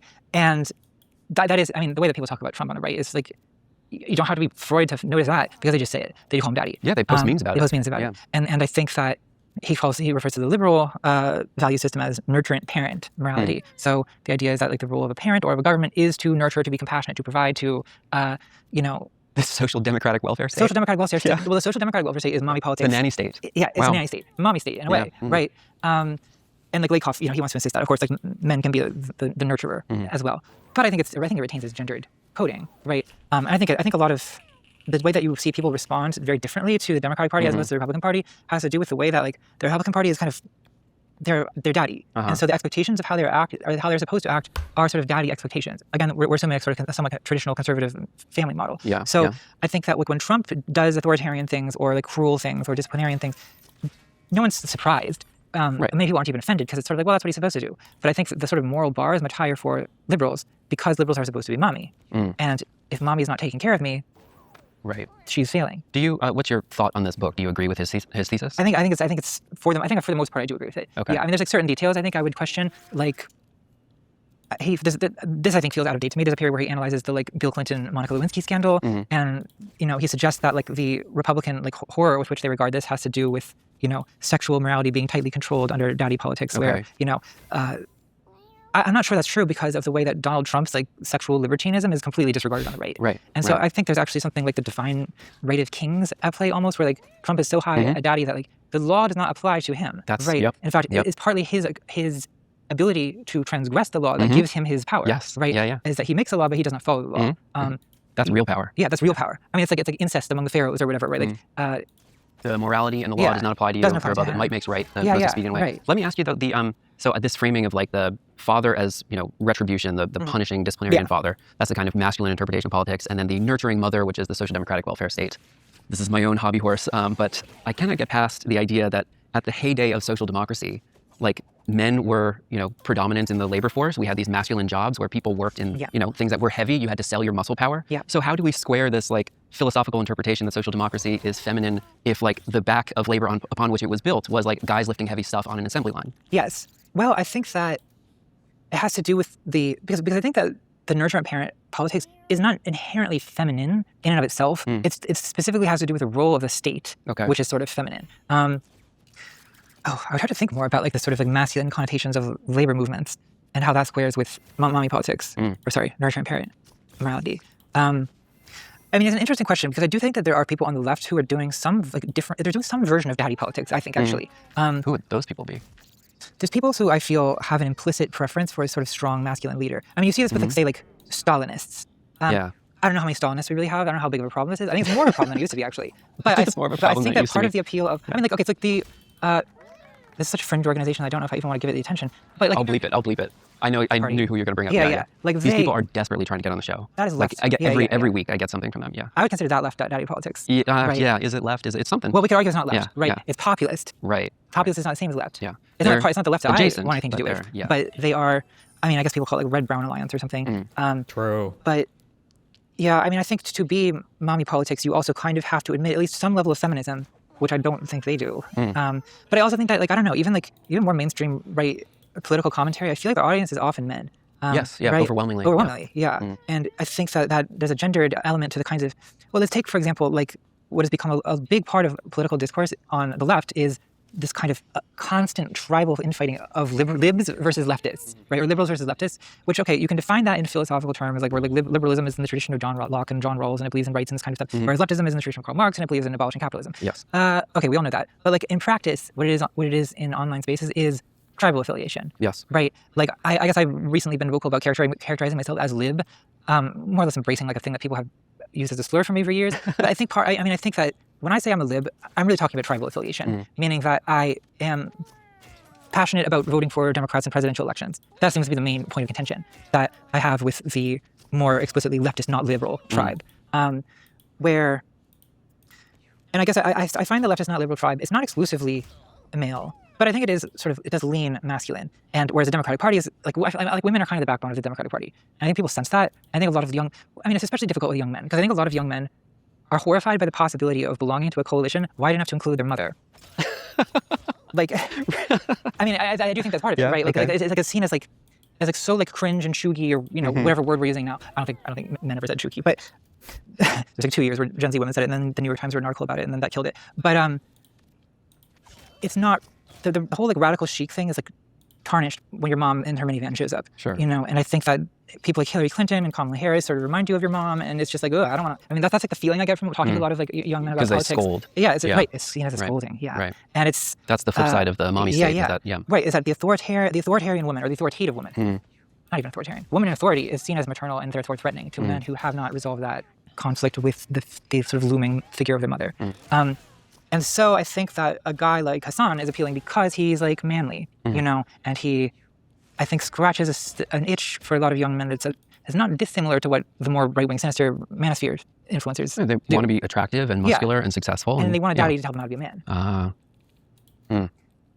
So I think, I don't really participate in this. I'm an outsider to this. But I do think there's like a little bit of a gender war that kind of underlies some of this like lib-left dispute where, again, because like a lot of people who are passionate supporters of the Democratic Party, like their issues are things like abortion and things that no one talks about that anymore. But that disappeared. It vanished along with the environment.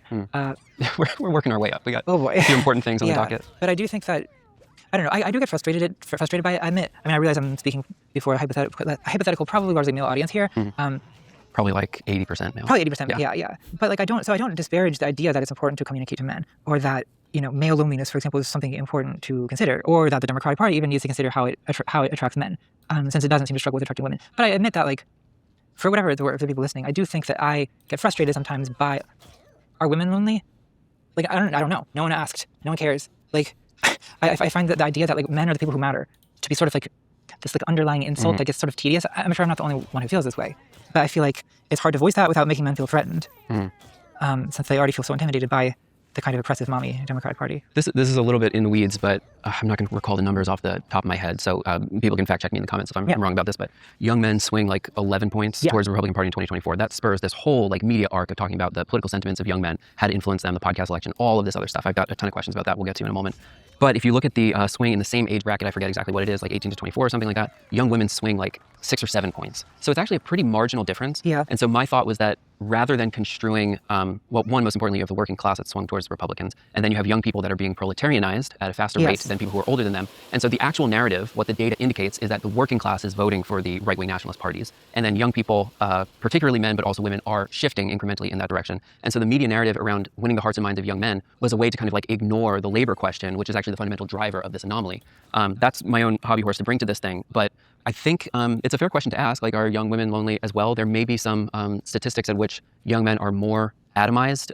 If you look at like dating app statistics and things like this, and 18 to 24 performing less well in the labor market and this kind of stuff. Yeah, and I think for men, like, any losses are intensified by the kind of decades-long sort of loss of gender power their previous position. Yeah, under, right. So there's a sense of 1970s. having fallen further, and a sense of like having lost power and having lost, Right. lost like women's dependence on them. I think it adds an extra level of like sting, I think, to the kind of lowered economic status. Yeah. Let me take us down this path. I want to ask a few questions as we wrap up this discussion about your recent video. I think these are thematically related. But the rise of Trump, this kind of end of a broad arc of social progressivism, this right-wing mindset that you talk about in the video, one of the things that has come up on the show, conversations with different people, is generally what percentage of society has this right-wing mindset? Kyle Kalinske will tell me that 30% of society is fascist. What is your estimation? How many people in our society have this right-wing mindset? Well, I think that on the edges, there's a little bit of a kind of gradient. I would agree with 30% as like really maybe 25% are like dyed in the wool, like unreachable levels of right-wing mindset. I'm like 10 to 15. Okay, but I've heard people say 50. I mean, I think there's maybe like 20 or 30% of people who kind of are swayable in one direction or the other. Because I mean, so if we use my oversimplification of mommy politics and daddy politics, well, most people I think do believe in both to some extent, right? I mean, even in right-wing daddy politics, it's not that there's no room for a parent to be nurturing. Often that's sort of disproportionately viewed as the woman's role. Right. Whereas the father's role might be more disciplining and protecting. And then it's not that like mommy politics doesn't think that protecting and disciplining have their place as well. So I think that to suggest that this is a complete binary, that people either believe one or the other, that's wrong, right? But I think that the further right you go, the more you go into the idea of like the main thing that they want out of a government is to project strength and power and discipline and tough love, right? Let's say, as opposed to no participation trophies. Yeah, no participation trophies. Whereas, like, I think the issues that people tend to go to the left or to the Democratic Party for, things like healthcare was Obama's big issue, for example, which is kind of a mommy. You think the term lonely, when referring to the male-female loneliness epidemic, is oversimplifying and kind of driving the bifurcation of those opinions? Because there could be a thirst epidemic where women are in the ocean and men are in the desert, and just referring to it as thirst morally loads it based on which side we're focusing on at the moment. I mean, it's just fuck all that conversation. Fuck every political conversation. It's just people, talking about gender roles is complicated, and there's just a lot that goes into it, and it's a conversation that's, I think, beyond a lot of people. I just saw some guy in chat earlier. I didn't even comment on it. I don't know where it was, but where was it? A generic fool guy says, no offense, but most women, almost all I've ever known, can get attention anytime they want to. Meanwhile, many men I know / knew can't even get it, or can't even if they try. Like, that, I would say that this is like half of men probably think stuff like this without realizing that, like, getting attention from somebody because they want to fuck you doesn't mean anything when you've gotten that attention from every single guy since you were aged 9. Like, it's not like this is like a thing that makes you feel good. Like, it's a retarded point to bring up. But I mean, like, people just, it's just fuck all the gender stuff. We need to go back to enslaving women, or men can be enslaved. We can live in that world. Issue in terms of it being like about nurturing and sort of a soft type of protecting. This is such an autistic response. That may be a political mistake. It should be about cost savings and government efficiency rather than nurturing. I think that may have been an error on their part. But okay, let me ask you this. So let's say like 30% of society is right-wing, 30% is left-wing, there's 30% in the middle, right? Roughly thirds, right? Yeah. And what that kind of means is that the people in that block, like say the MAGA fanatics, for example, or the internet communists, they are unpersuadable. Like they can't be reached by messaging. And so what we're fighting over is this like 1/3 in the middle. I feel like debating the margins on that, the question underneath, there's a risk of naturalizing the political. What about women seeing hundreds of men match with them on dating apps? That's probably an ego boost. No, it's not.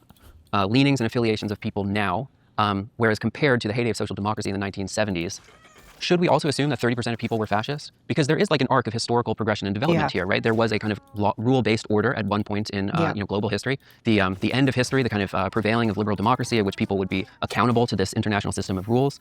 The subtext of what we're talking about and Trump's divine right of kings, like all of this stuff is like, we are now in this period where might makes right. Like Israel's the most pronounced example of this. There's nothing that holds people accountable.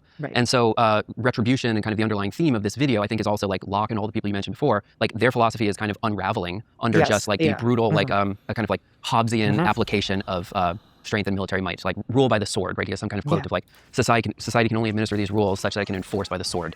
And that's what we're seeing. Like there are basically no more rules that govern this stuff. It is just, might makes right. And should we assume that the constituency that elected this guy, were they always in existence previously? Is this something that came into existence, right? In the 50-year arc of, if we're trying to get back to the 1970s political economy, were those people already fascist, or were they made fascist by the development of neoliberalism? Well, I think that the kind of authoritarian might makes right, I mean, that has become almost like a caricature of itself at this point with, Donald Trump insisting that we're going to war to take their oil and so on. Like things that like far left critics of the Bush administration would have said that that's what he was doing, but no one in the Bush administration ever would have said we're going to Iraq to take their oil, right? Like as if this is like piracy, like basically plundering. Yeah, we were doing it for democracy. Right. That's what they had to say. These were these ideals. Yeah. I mean, I think that.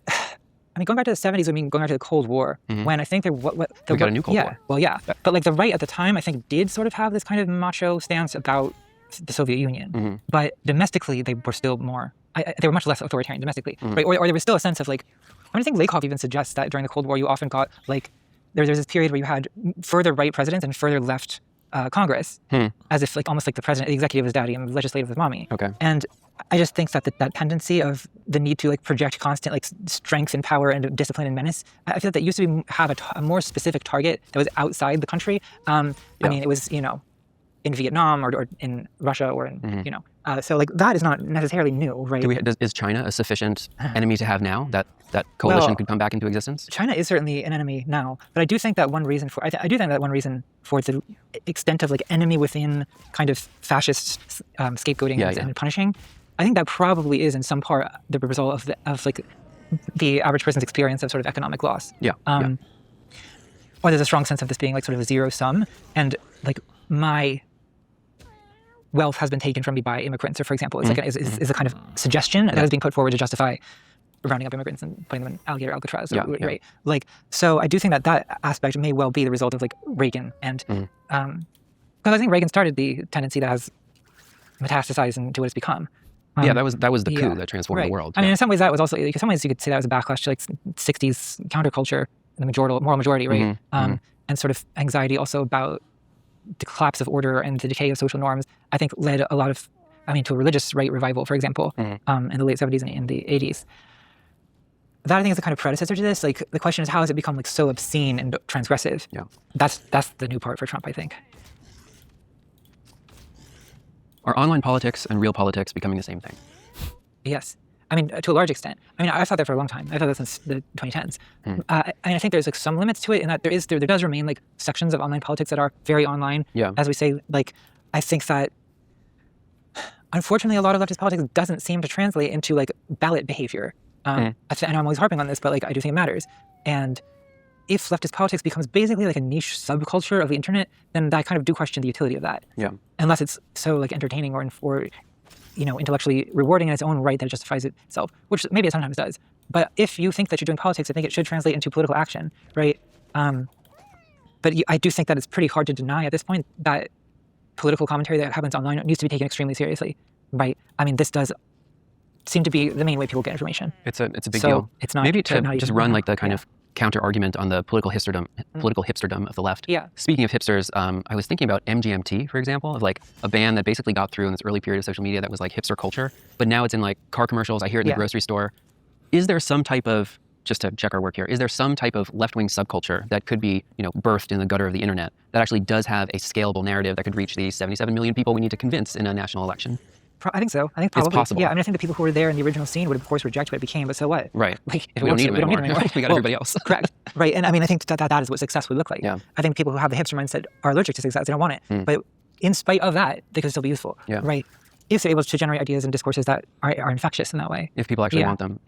On the topic of gaming that we touched on before, were you involved in like internet spaces? I think of the casual racism in World of Warcraft, where like people would say offensive things in Baron's chat, for example.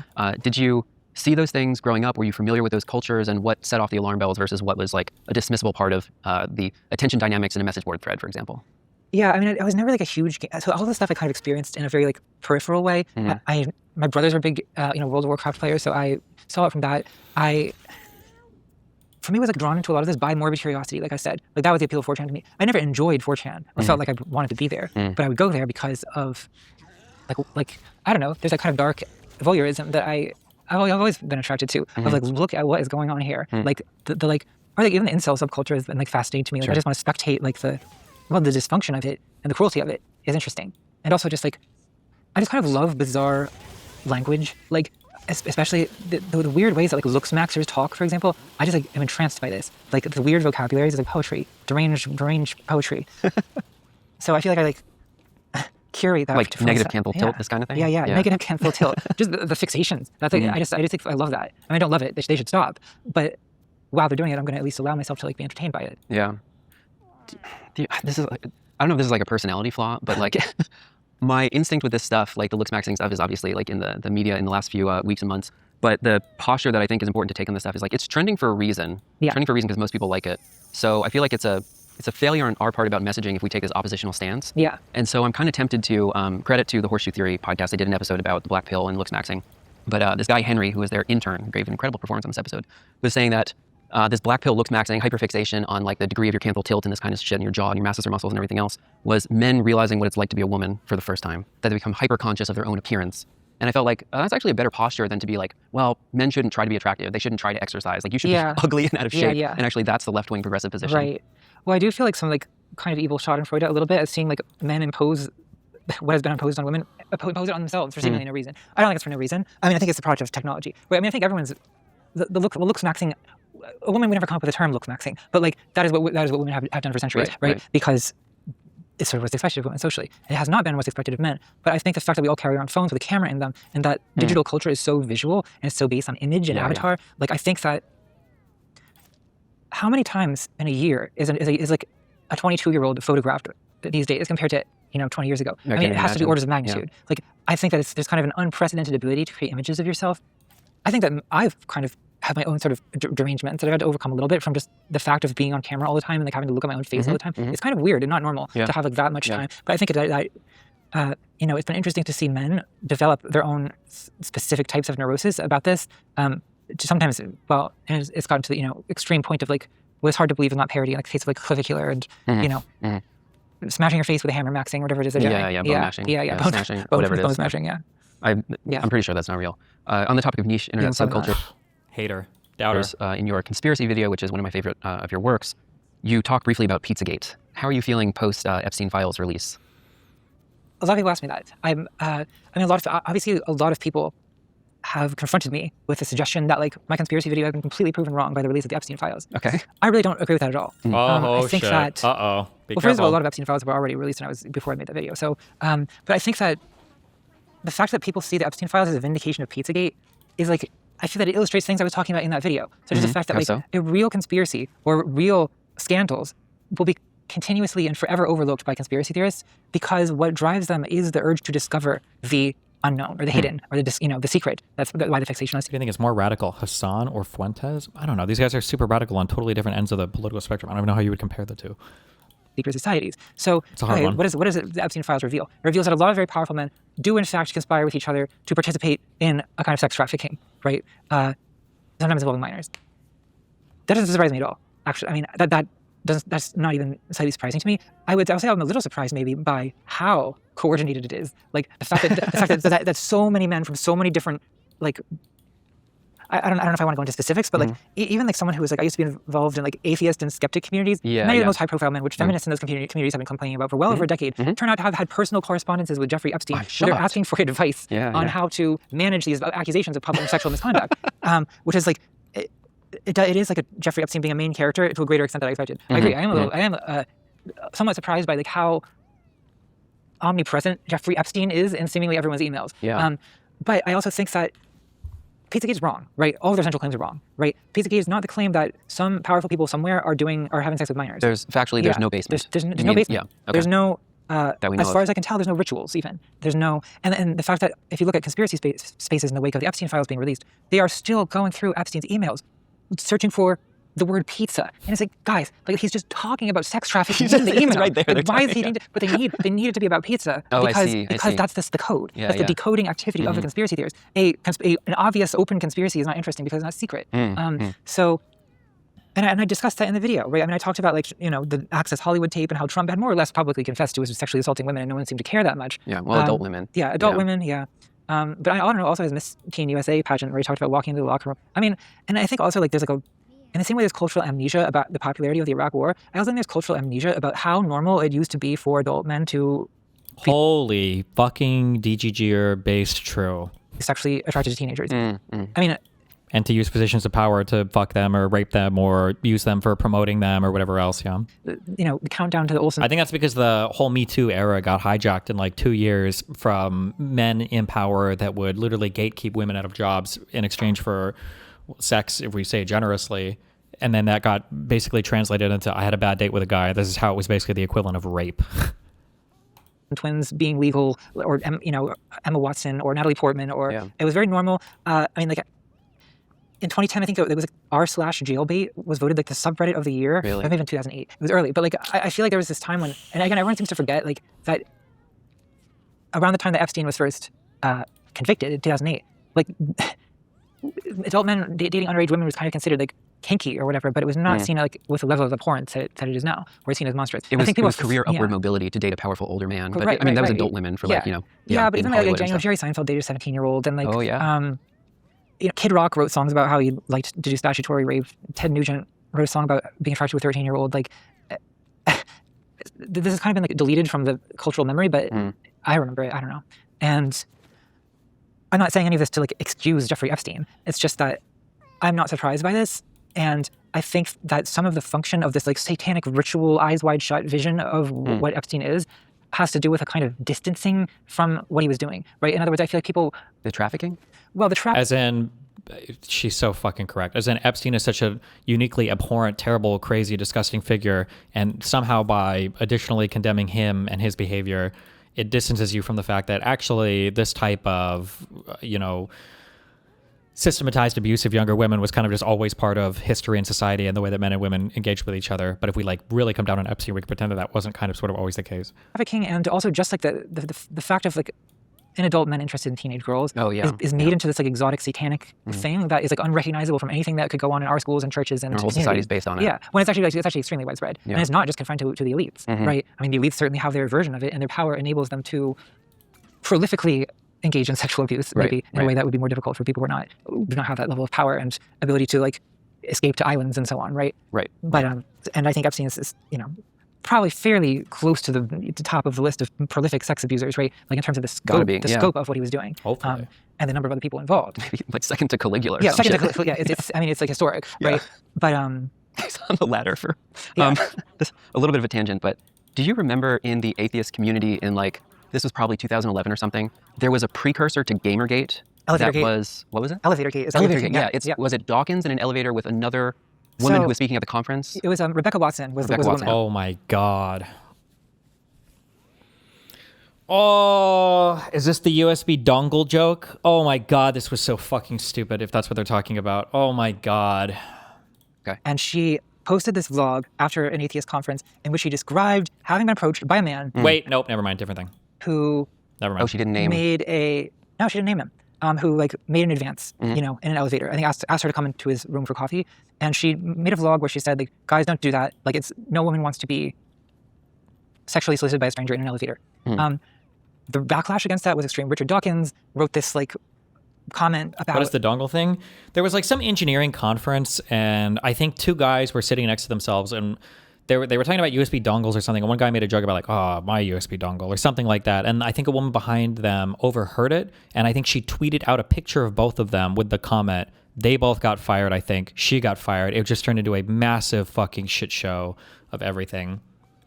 How she was, I think, basically like mocking her for being... for like the ridiculous complaints of Western feminists when there are women suffering under the sexism of Islamism, which is the only thing feminists should be talking about according to Richard Dawkins, right? But then there was, there's also other figures like Lawrence Krauss, who had numerous allegations against him, and Michael Shermer. I think it was Lawrence Krauss who turns out to have been emailing Jeffrey Epstein about Rebecca Watson. Wow. And about... Wow. I knew there was some connection why I brought it. Okay. So the idea that, like, again, this like sex scandal in the atheist community...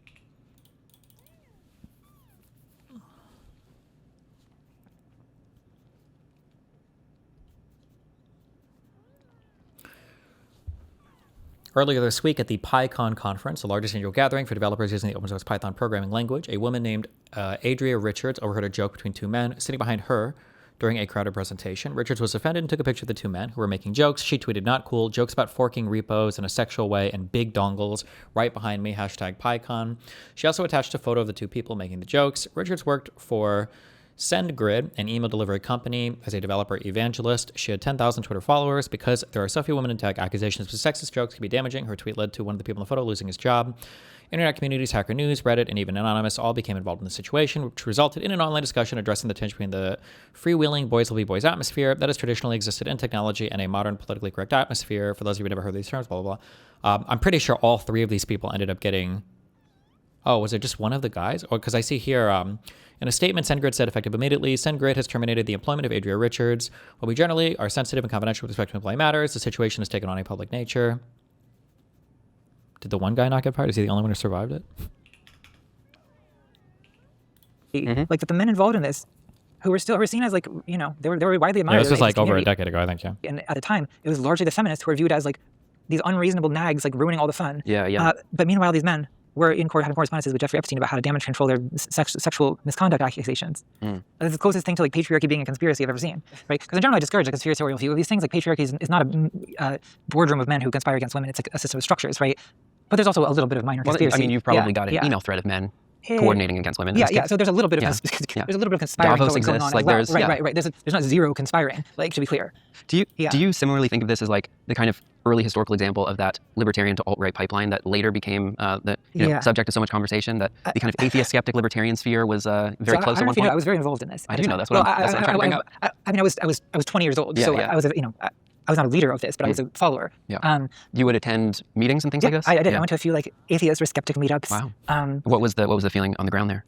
It was mixed. Like there was always these kind of underlying tensions where, I mean, there were people who were attracted to atheism for a lot of reasons. Like I think it retroactively got stereotyped as like fedora wearing Reddit incels or something. And there was that, but it was a more diverse community than people remember. There were women there. There were people who were ex-Muslim apostates who. Kyle Kulinski was part of it. He's very left. Yeah, right. I mean, it was, but there was also often a time. In a sudden move, the Secretary of the Navy, John C. Phelan, is departing his role effective immediately.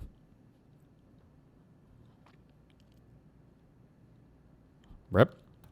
An argument around feminism that is very similar to what later happened with Gamergate. So I think at the time, like feminism was strongly discouraged. And it kind of boiled over around 2011, I guess is when Elevator Gate happened.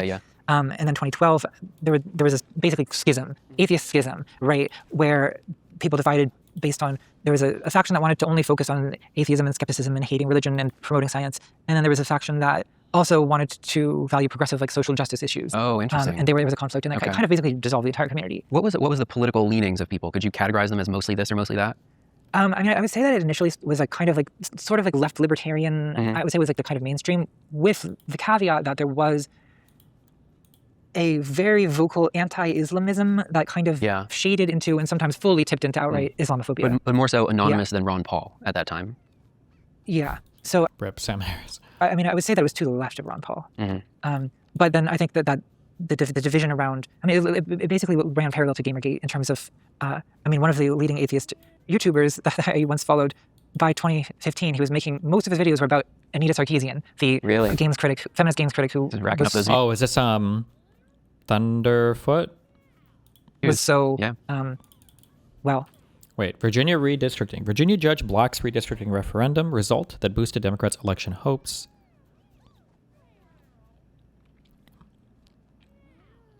They're going to fight the order issued by Judge Jack Hurley. Yeah, that's going to be... I think they were planning that they were going to have to fight that in court, right? The target of so much obsessive vitriol during Gamergate, right? So I think that, and then this is where like Bannon and Milo Yiannopoulos came in, and they realized this is a politically useful energy. Yeah.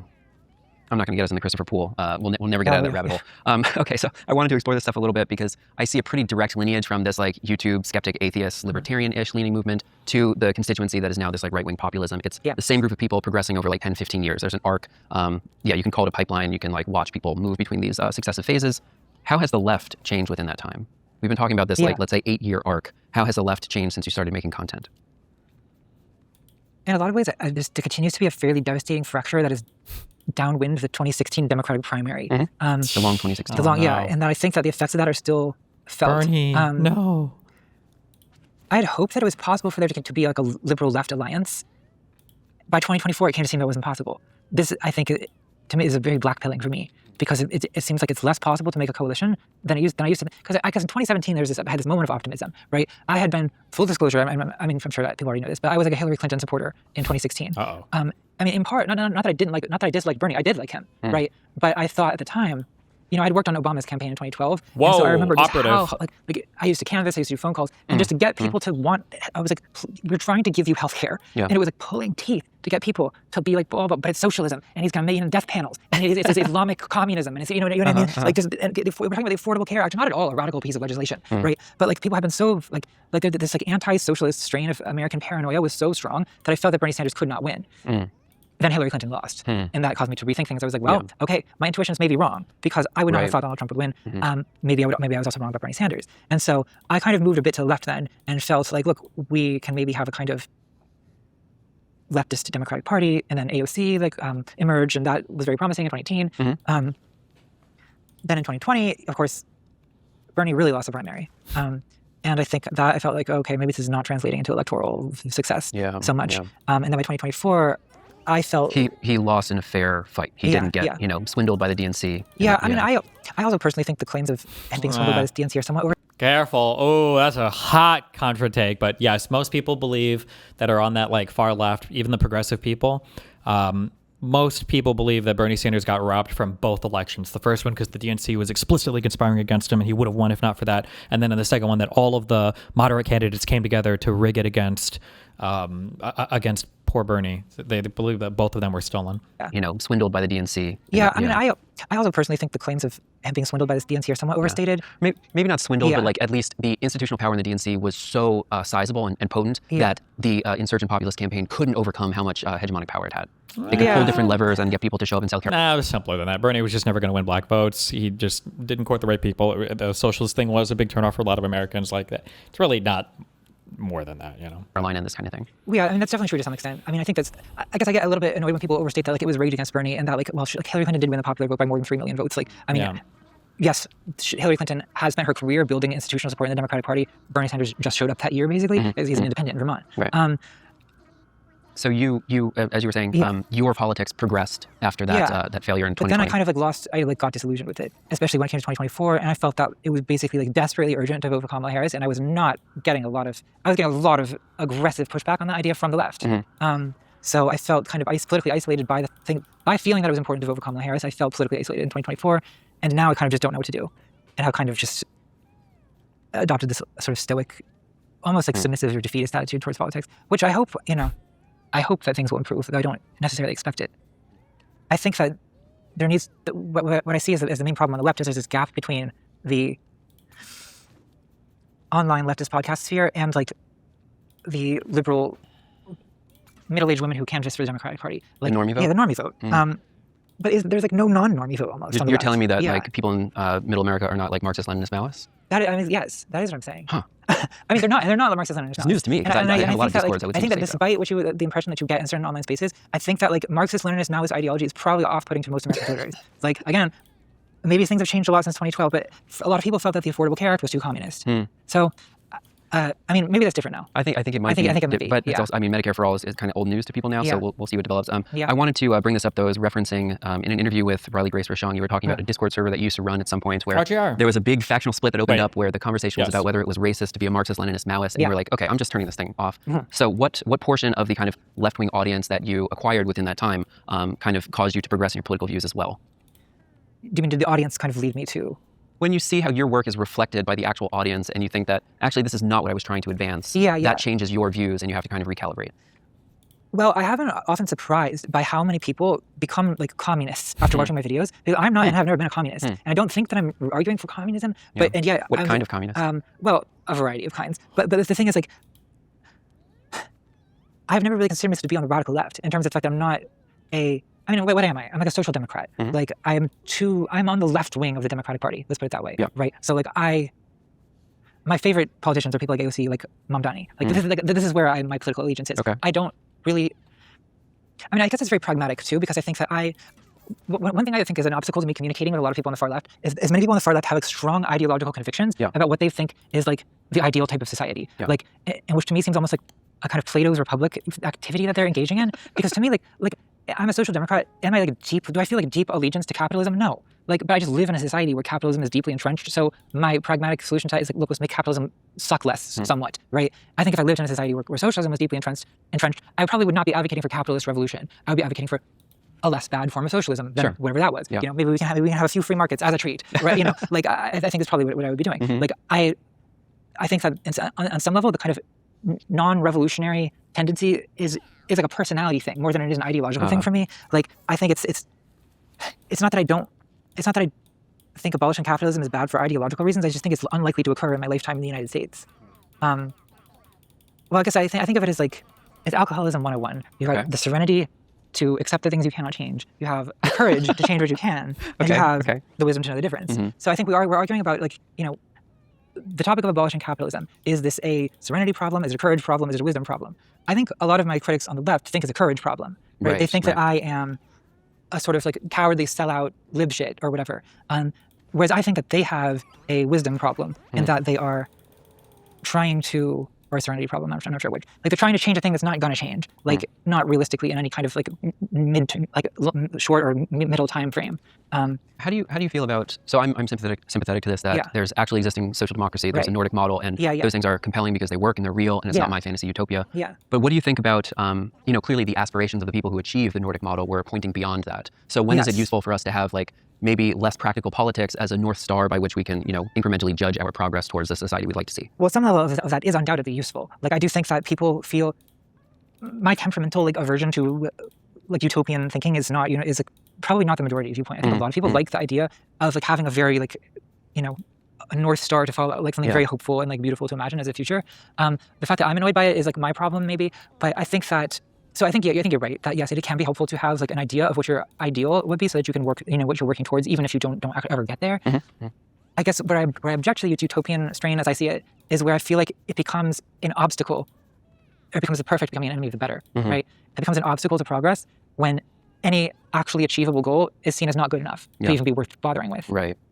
Which is, again, I think the constant debate that I've been in about electoralism often centers on that. These, like, you know, deeply imperfect democratic candidates, many people feel that they would be just too morally compromised if they voted for them. And I'm like, well, look, like, but there's like, it's going to be one or the other, and it can always get worse. Yeah, and then I think people hate the like lesser of two evils thing because it's not inspiring and it's depressing, and they see it as just a slippery slope that leads to an ever worsening society. Well, to be clear, like I do not think that we're the lesser of two evils should be the Democratic Party messaging, nor do I think that it is.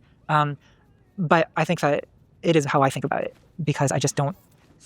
Well, because people I don't know, I'm just frustrated with people who won't vote, assuring me that, look, if the worst candidate wins, then that will be the catalyst for a revolution. It's like, okay, well then where's the revolution? Right. Like, where are you? Like you said you were a revolutionary before the election. Why are you not a revolutionary after the election? I don't know. I think there's a fantasy that they used to call it worseism. Now they call it accelerationism. But like as things get worse, that creates the conditions for revolution.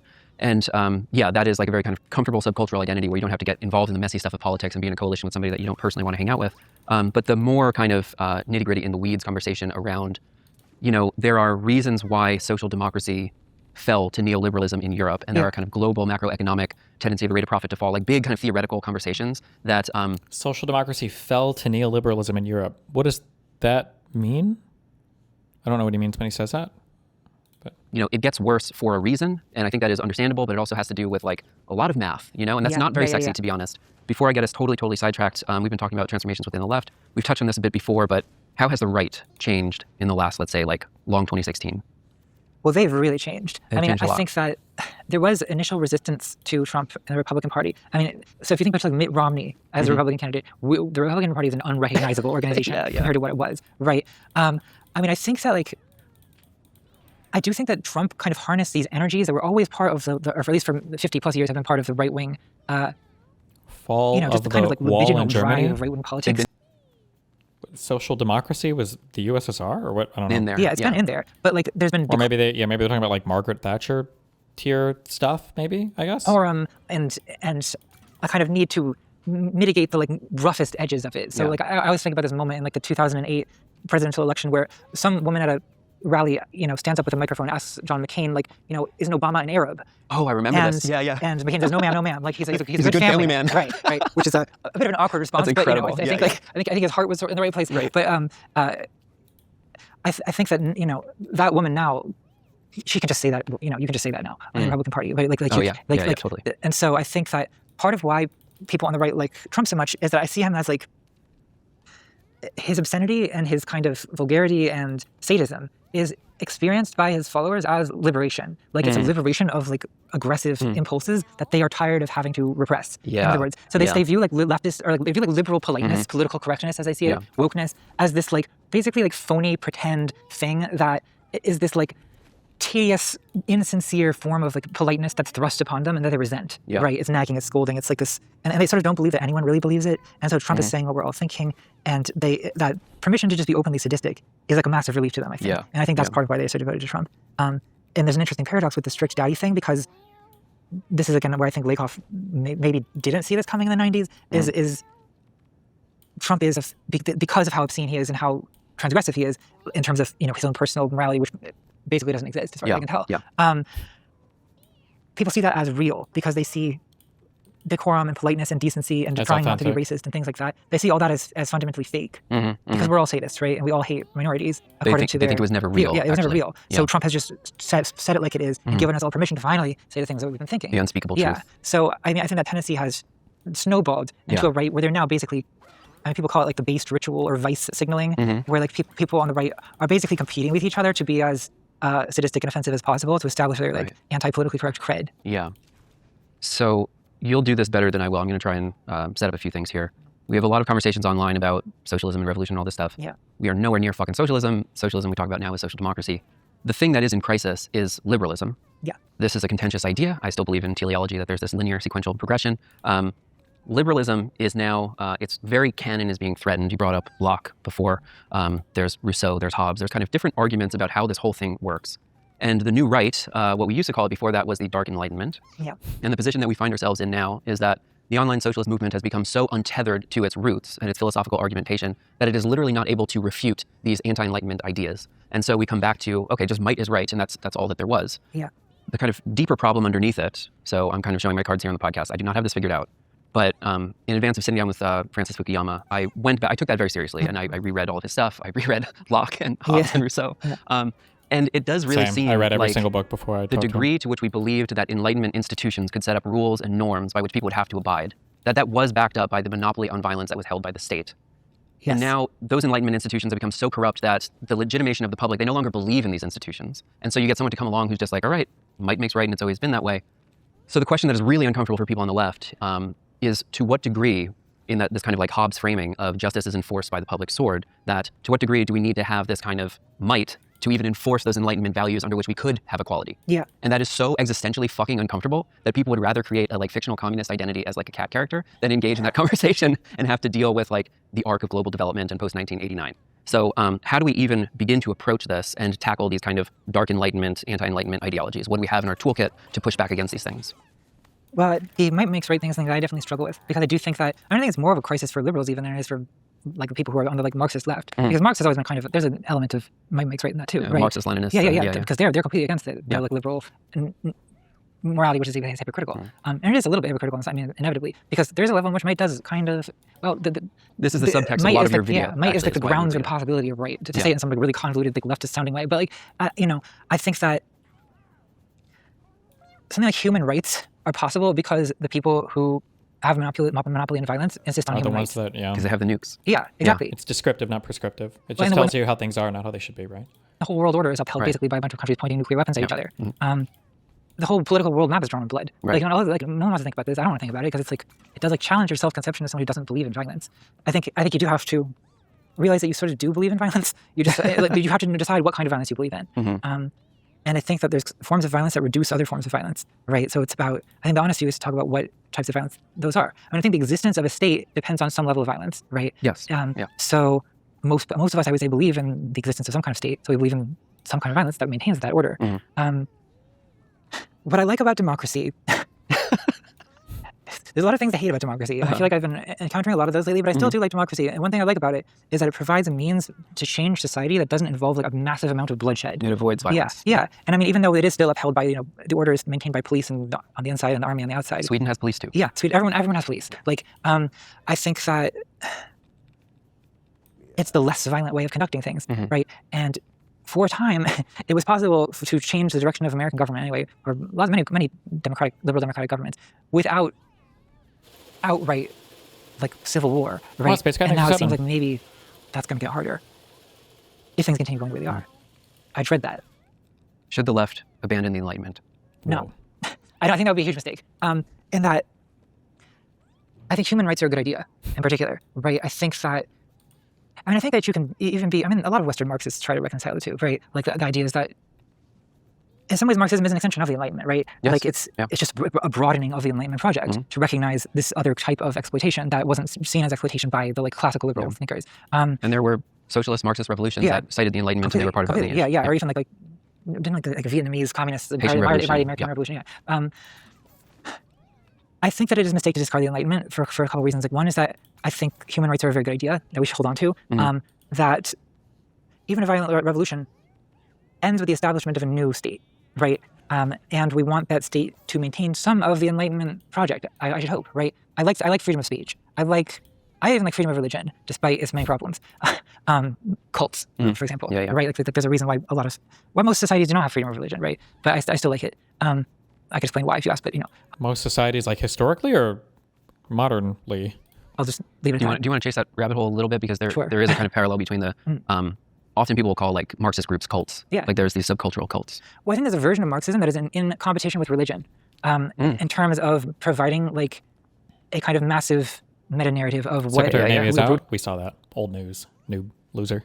Which human suffering is and what the solution to the suffering is, right? Because I think that's what most religions do, is they sort of diagnose the problem of human existence and they propose a kind of salvation. So I think for some leftists... Okay. What? That article... Oh. I can't even believe... You should have seen the video, bro. Holy No, I'm going to watch fuck. it. I was looking at my Twitter when I woke up from my nap, and I was like, oh... Steve's canceling his New York Times subscription? Is he fucking trolling here? And then I like go down and I'm like, what the fuck? What are we doing here? You should watch the video. It's pretty... I'll watch it tomorrow morning, I think. Pretty wild. It's worse than you think it is. Yeah. Yeah. All right. Well, I canceled my subscription. I added them, and I mean, hopefully we can get something done. This is absolutely insane. Probably not. That's okay. But this is the second time New York Times has done something retarded in like the last fucking week. Just the second time? The other one I remember off the top of my head was like the guy who had nonverbal autism, who the lady just wrote like a puff piece about and didn't do any actual questioning or any interesting... That kind of slop though is, unfortunately, but yeah, no, but this one was pretty wild. I don't know. Yeah. All right. Yeah. Well, I'm excited to watch it tomorrow. Be careful. I'll be back. Marxist analysis kind of fulfills that rule, right? They sort of maybe overly broadly attribute class conflicts to be like the source of all human suffering and all injustice, right? And then they propose like a revolutionary solution where it is kind of like eschatological. I don't think this is inherent to Marxism. Like I think you can be, but I do think that when a communist society, for example, attempts to extirpate religion, it is establishing a kind of state religion, and that's the liberal in me. Is I don't like that. Like I like, as problematic as it is, I kind of do like this John Rawls idea of like, you have liberal political subjects who also may have their private religious conviction. I think there's human needs that politics doesn't meet, in other words. Right? I think there's forms of suffering that don't originate from inequality or from oppression. There was a human soul before there was the extraction of surplus value. There. I do think that. And I also think, I think the best evidence for it is like, behold the misery of rich people, right? I think some people would want to attribute that to like, well, that's just the corruption of the nature of the alienation. Like in a way, like the capitalist also suffers from the like inhuman system that he's benefiting from in certain materially. I've heard people tell me that, and there's probably some truth to that. But I think there's also just a kind of more baseline like dukkha, so unsatisfactoriness, like to use like a Buddhist terminology. What is that? I'm not familiar with that one. It just means unsatisfactoriness, the kind of sort of default like state of clinging and craving. That's just part of human psychology. I think there's a restlessness in the human soul that's not necessarily political. So I believe that religion will always exist to address that. And I think the attempts to substitute politics for some form of spirituality is a mistake. We're talking about people's belief systems changing. Yeah. Do you know creators, you don't have to name people in particular, but do you know creators, content creators who have shifted towards the right in the last few years? I know of them. I'm not in touch. But not personally? Yeah, not personally. Well, I don't. How about maybe not content creators? Do you just know people in your personal life that have like drifted over to this other thing? Yeah. What were the contributing factors? If we can maybe look at them as an anonymous case study, what goes into that? I think that the coronavirus pandemic like devastated a lot of people in multiple different ways, economically and psychologically and socially. Yeah. And I think that a lot of people got, as if we didn't already have enough like online political derangement, there were barrels of gasoline that hadn't yet been lit, and the coronavirus was a match thrown Yeah, at. yeah. And like I think that a lot of people suddenly became very angry and resentful and wanted someone to tell them what to be angry and resentful about. And that's what a lot of online political content basically does. Yeah. It tells you it gives you like a shape to your anger. And unfortunately, a lot of what people come across as right-wing content at one point or another, right? Even people who really, really, really, if you would think would know better. There's like surgeons who became anti-vaxxers and stuff, you know? Yeah, yeah. The internet plays a big role in like every one of those instances. Absolutely, yeah. Is there, I don't know if I have a great segue for this, so I'll just ask the question. Is there some part of our current media ecosystem? So I used to do a different job before this, now I do this. And the mental health toll of like talking to this many people about these specific subjects, like this shit is not normal. The human brain is not evolved to deal with hundreds, thousands of people yelling things at you. Is there some part of this media ecosystem that is like making the storytellers, the narrative content creators themselves, people who tell society stories and narratives, is the media ecosystem making them crazy, which is part of this distorting effect? It's absolutely. I mean, I feel like I've seen a lot of people basically lose their mind because they got famous online. Yes. And the experience of being famous online to almost any extent, you don't even have to be that famous for this to start setting in, right? Is that, I mean, the least bad is just like so many people who do this. You just hear in conversations with them, there's as much as people like to insist they don't care what other people think, the obsession with your haters. Like, so it gets to people. It just does. It gets to everyone. Even people with like 1,000 followers. 1,000 followers, like, right. Yeah. And their entire like channel is commentary on makeup or whatever. Like this, or anime, like the vitriol that you'll get for doing anime commentary is like, Wait, for being a white creator, or what's that? No, just for like having the wrong opinion about the fandom, you know? Like, it's worse than the Marxist factional well, splits. It can be. I mean, like there was, this is a more like female part of the internet, but in like shipping wars, I don't know if you're familiar with this. Relationship. Yeah. So like in fandom spaces, there's been like unbelievably vicious online feuds about like which characters you think should be romantically paired. Yeah. Right? And then like, because people get so libidinally invested in this, they also like start to like attach political justifications to it. Like, it is racist if you think these two characters should be together. Like, if you ship Rey and what's that guy's name from Star Wars, Kylo Ren. Oh, how is that? Reylo is racist because there's a perfectly good black man there and you're not shipping them. Oh, that's okay. You know what? Yikes. All right. Right. All right. I mean, it also makes you, you know, I thought we were past this kind of apathetic racism allegations. This kind of peaked in the late 2010s. Yeah. But like the point is that the level of vitriol involved may as well have been an argument about geopolitics. But yeah, like, I mean, well, so like J.K. Rowling, to take an example, right, is someone who like is like smart on some level and is capable of being better than this, but she said something stupid on the internet, got extremely harshly criticized, doubled down, tripled down, quadrupled down, quintupled down, based her entire personality around how she was surrounded by haters and losers, and then it's just like this madness that it completely takes over your brain, and like you become like a shell of what you once were, because your entire personality is now like rewired around like this constant sense of threat from this criticism that you're reading. Have you, Clark, who's a producer on the show, told me this, but they're recasting the entire Harry Potter movies because none of the previous cast wants to work with this crazy woman. Yeah. So they're locking these like 12-year-olds into lifelong contracts that no matter what she says on Twitter, they have to play these characters in perpetuity for the rest of their lives. It's incredible. And I mean, they're spending, I think, $100 million on every episode to like, basically start the IP over because none of the previous cast wants to work with her. It's fucking extraordinary. Yeah, that is an astonishing waste of money. That's, wow. Speaking of having a big platform, how do you consider the responsibilities that come with your platform? Do you have a sense of the age bracket of your viewership and gender breakdown, some of the things we talked about before? Yeah, it's difficult to transition from being the underdog to someone that people perceive as like an established big name. I think every creator who gets to the point where anyone thinks of them as an established big name struggles with that, because in a lot of ways it gets, I mean, you're lucky, you are, but it also gets harder, and people's expectations really increase. So, you know, it takes a long time to get used to just like posting whatever your thoughts are today, because that's just a person on the internet doing that. To someone who people view as an influencer, who has a platform and responsibility to use it. I've been doing this long enough, I feel like I've adapted. And as far as my audience, I'm very glad that my audience is mostly people who, it's not teenagers, which I would not like. If my audience was teenagers, I think I would feel a much higher degree of like responsibility, or like the need to like, you know, be a good influence and so on. I prefer to communicate to an adult audience because I think it, in a way, I'm always trying to like lower the moral bar for myself a little bit, because, well, high expectations are a burden. It's less fun to need to, you know what I mean? But I think that, I mean, what is my audience? It's mostly like age 20. It's mostly age 25 to 40. I think it's like, because it drifted upwards as you've progressed. It's gotten a bit older as I have. Yeah. So it's people who learned about you early on and stayed with it. I mean, I definitely do have like a significant, you know, younger audience as well. And then as far as you mentioned the gender split, I initially had a much more male audience. I think it like initially was like 70% male. It's now pretty close to 50, usually skewing slightly male. Oh wow, really? Yeah.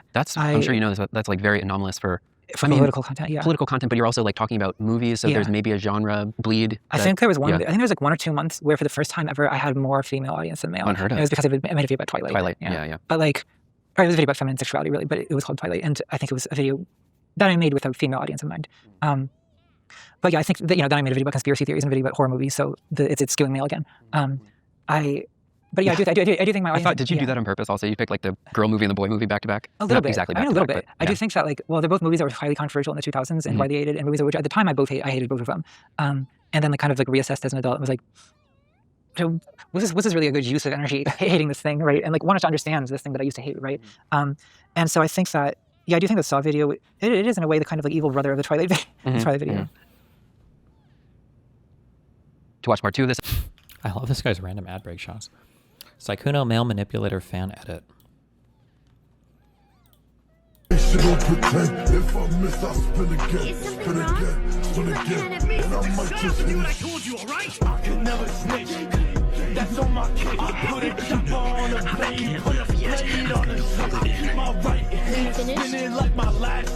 Inside of me and Jesus Christ. this episode, you can support the show on Patreon. So we were talking before about your experience in college and teaching and Wittgenstein and all these things. What about some of your early experiences in getting into politics? What was like the on-ramp for you? Was there a particular book, documentary, a club in school or something like that? How did you get interested in this stuff? Well, as far as, I first got interested in politics in high school, I guess, in terms of being opposition to the Iraq War. Right, that was my first, semi-adult political issue that really grabbed me. I would say as far as getting involved in like political philosophy, well, I sort of got into it when I was at music school. I was like 19 years old. Okay. And like getting into like new atheist YouTube, kind of, I don't know. At the time I was very like mesmerized by someone like Christopher Hitchens and his like verbal fluency and his like persuasiveness. And he somehow like made, there's something sort of like sexy about him in the way that he like would make literacy and political commentary into this. He certainly seemed to enjoy the sound of his own voice, but that was okay, so did I, right? But I think that then I kind of... Stream is cooked on YouTube, not sure about other platforms. Wait, what?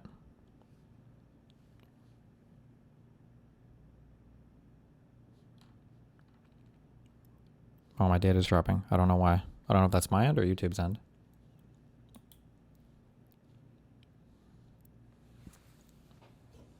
I came to view that as embarrassing. When I got a little more educated, I switched from music to psychology and philosophy. It's going up and down. Yeah, just like your mom. Got him.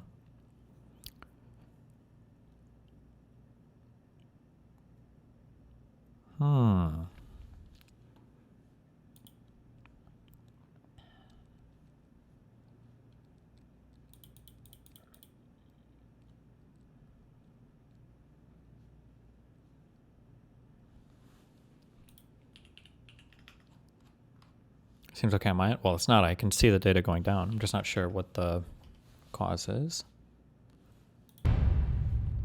In Europe and in the United Kingdom where I'm from, the age of consent is 16, and I did sleep with a 16-year-old when I was 30. But when I was 30... Jesus. What? In Europe and in the United Kingdom where I'm from, the age of consent is 16. Wow, Eliminator, thank you for the 5 gifted subs. Okay. And I did sleep with a 16-year-old when I was 30. But when I was 30, I was a very different person. I was a lot younger, and I was an immature 30-year-old. Consensual sex, actually, with a variety of people, when there is a strong power differential, as there is when you're a famous man that has the ability to attract women that I had at that time, I think involves exploitation. I think it is exploitative. I recognize that my sexual conduct in the past was selfish, and I did not apply enough consideration, barely any, I suppose, really, to how that sex was affecting other people. The Megyn Kelly Show. I used to love, and still do actually, love Slavoj Žižek's, especially his, was it Pervert's Guide to Cinema? So good. I love that movie. Yeah, and that is a video essay. Yeah. And it was directed by Sophie Fiennes, I think. Set design and everything. Yeah. That's an early video essay, early leftist video essay. In a way that those movies are like read to before read to. I made a video homage to that piece also. I fucking absolutely love it. I used to show it in my class. So Žižek was part of your onboarding? Absolutely. Okay. And then I guess as far as video essays are concerned, it was like FilmTube that I feel like really kind of got me to come movie more reviews. Movie reviews, because that's where like the best, I would say, skills of video essays originated. right. And commentary on. Yeah. I mean, it must have been like 2010 or something. There was this viral review of the Star Wars prequels by a channel called Red Letter Media. Okay. And it was this review that was kind of, it's done in character as Red this Letter like Media. serial killer alcoholic who's reviewing the Star Wars prequels. And it was like so much funnier and so much like better organized than like the vlog style of YouTubing I was used to at that time. It made an impression on me. Oh. And I think I think it made an impression on a lot of YouTubers my age who do video essays now. They're very influential. Red Letter Media. Yeah. Was that the Scarlet Letter, or what's the reference in there? Oh my God. He doesn't know. I actually don't know. Does it sound kind of vaguely communist too? It does. They're not communist though. They're okay. They're just a bunch of guys in the Progressive Midwest. I don't even know if they're film progressive. They're just film reviewers. I assume that all criticism is somehow progressive, but I realize that is not actually the case. I don't think it's actually the case. That's like a hazard of going to like art school, I guess. Yeah.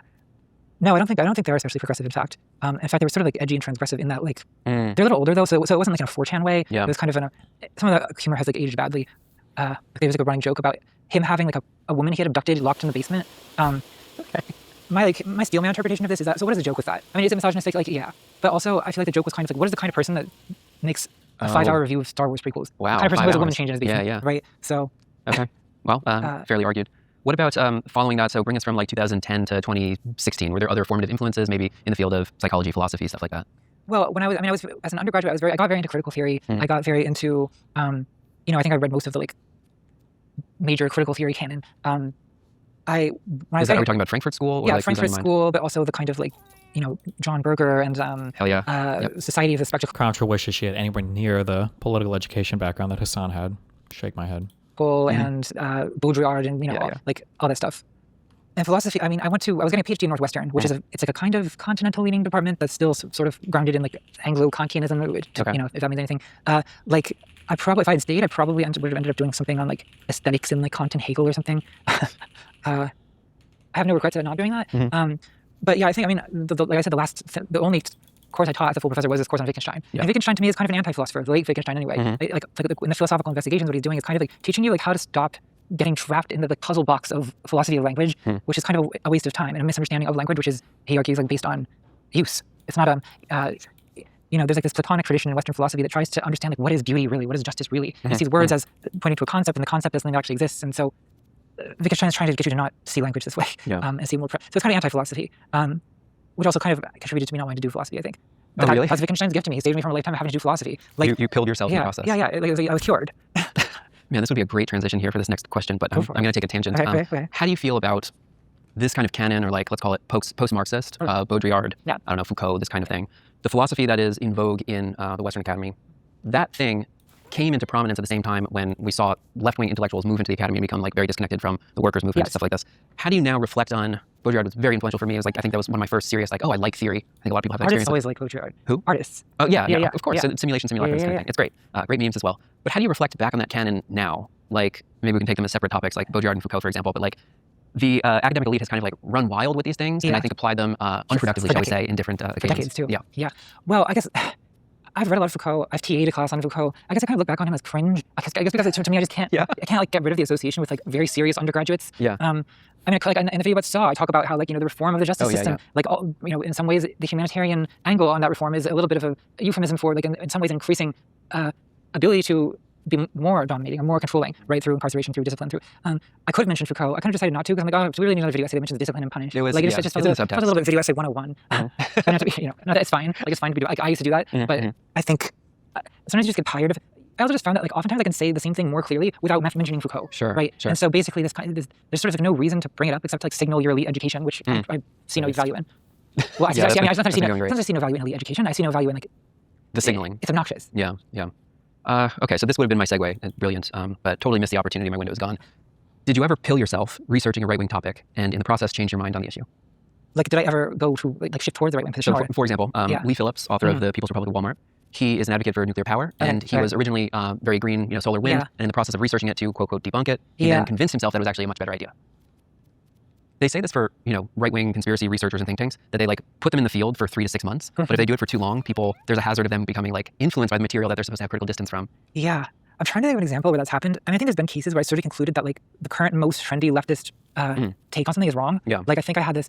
Well, I mean, this is like very sort of niche and probably to most people ludicrous and self-evidently so, but like in the trans community in the late 2010s, it's been so mocked. You hate to even mention it, but like the notion of like dozens of genders, right? Like there was a subset Oh my God, the 50 million pronoun thing or all this bullshit. People who, exactly, who wanted to entertain the idea of being dragged in gender, and they were like very stridently insistent that if you were not entertaining this seriously, then you were a transphobic bigot, just as bad as any Nazi or whatever. And it just doesn't make any sense, right? Because I believe in. I wonder if she'll have any comments on non-binary people. I believe in non-binary gender identity, but I think that what a lot of people were doing with the Mogai stuff is they had overextended the concept of gender to basically use it as an expressive vocabulary for basically any facet of personality. So I think I quietly considered that was not serious. The kind of Angela Nagel criticism of that like emerging Tumblr community. I think in 2020 I also felt that they kind of abolished the police thing. We've already mentioned this. We're not going to abolish the police. Like that's the theme of this podcast is we should not let people forget their recent mistakes because we have not yet learned from them.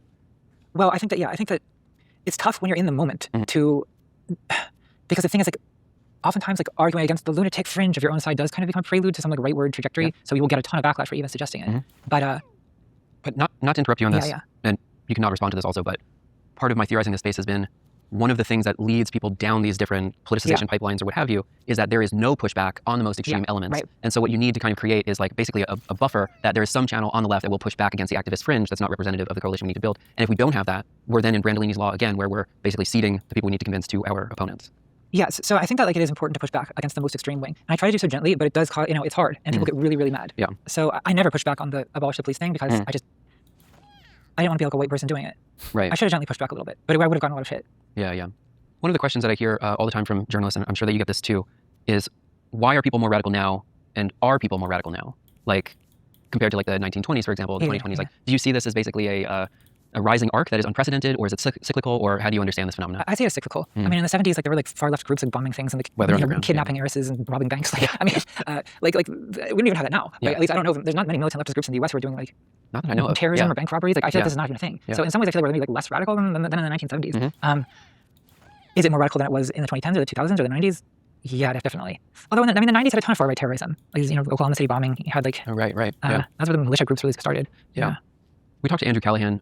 He told us about his theory of radicalization. Do you have a particular theory of radicalization of all of these contributing factors that go into someone's political transformation? I guess I have an answer, but I'm like, worried it's a little bit too boring. I mean, I think that like the radicalization I see happening today is like a result of kind of like social disconnection, economic stagnation, and then just a social media environment where like, God, bro, people just tell you what to do. Those are literally my three things. Well, I mean, sometimes it's just that's well why. Done. Well done. Like, okay. That was going to be all my follow-ups too. Sorry.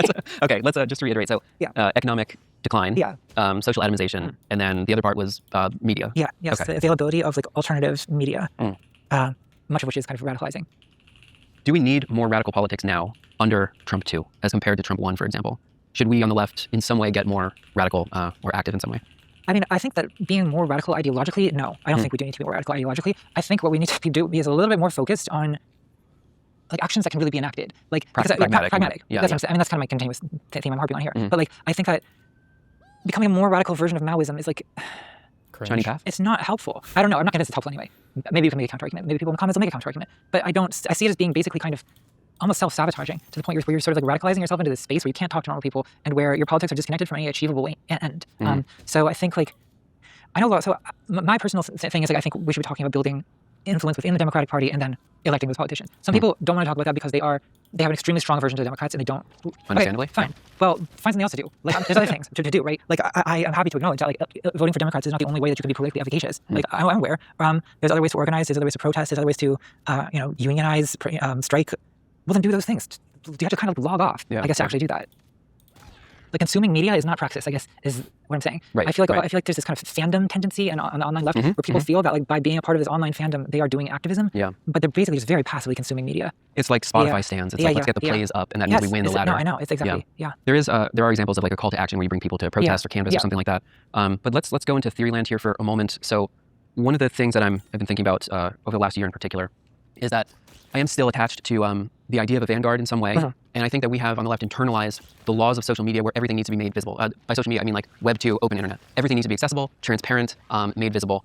And I think that, like as evidenced by the difficulty of some of these topics, in any other left-wing organization in the past, you would have closed doors conversations that would not be visible to the public. And so we could talk about like trans issues, for example, like inside the party, we know what our values are. And then outside of it, maybe we don't broadcast that to all of the normies because they want to hear the bread and butter issues, for example. But inside the party, like we know where we stand on this thing. And so part of the problem is trying to make all of our vanguard positions visible to the popular will who are necessarily not going to be on board because they're not leading the movement.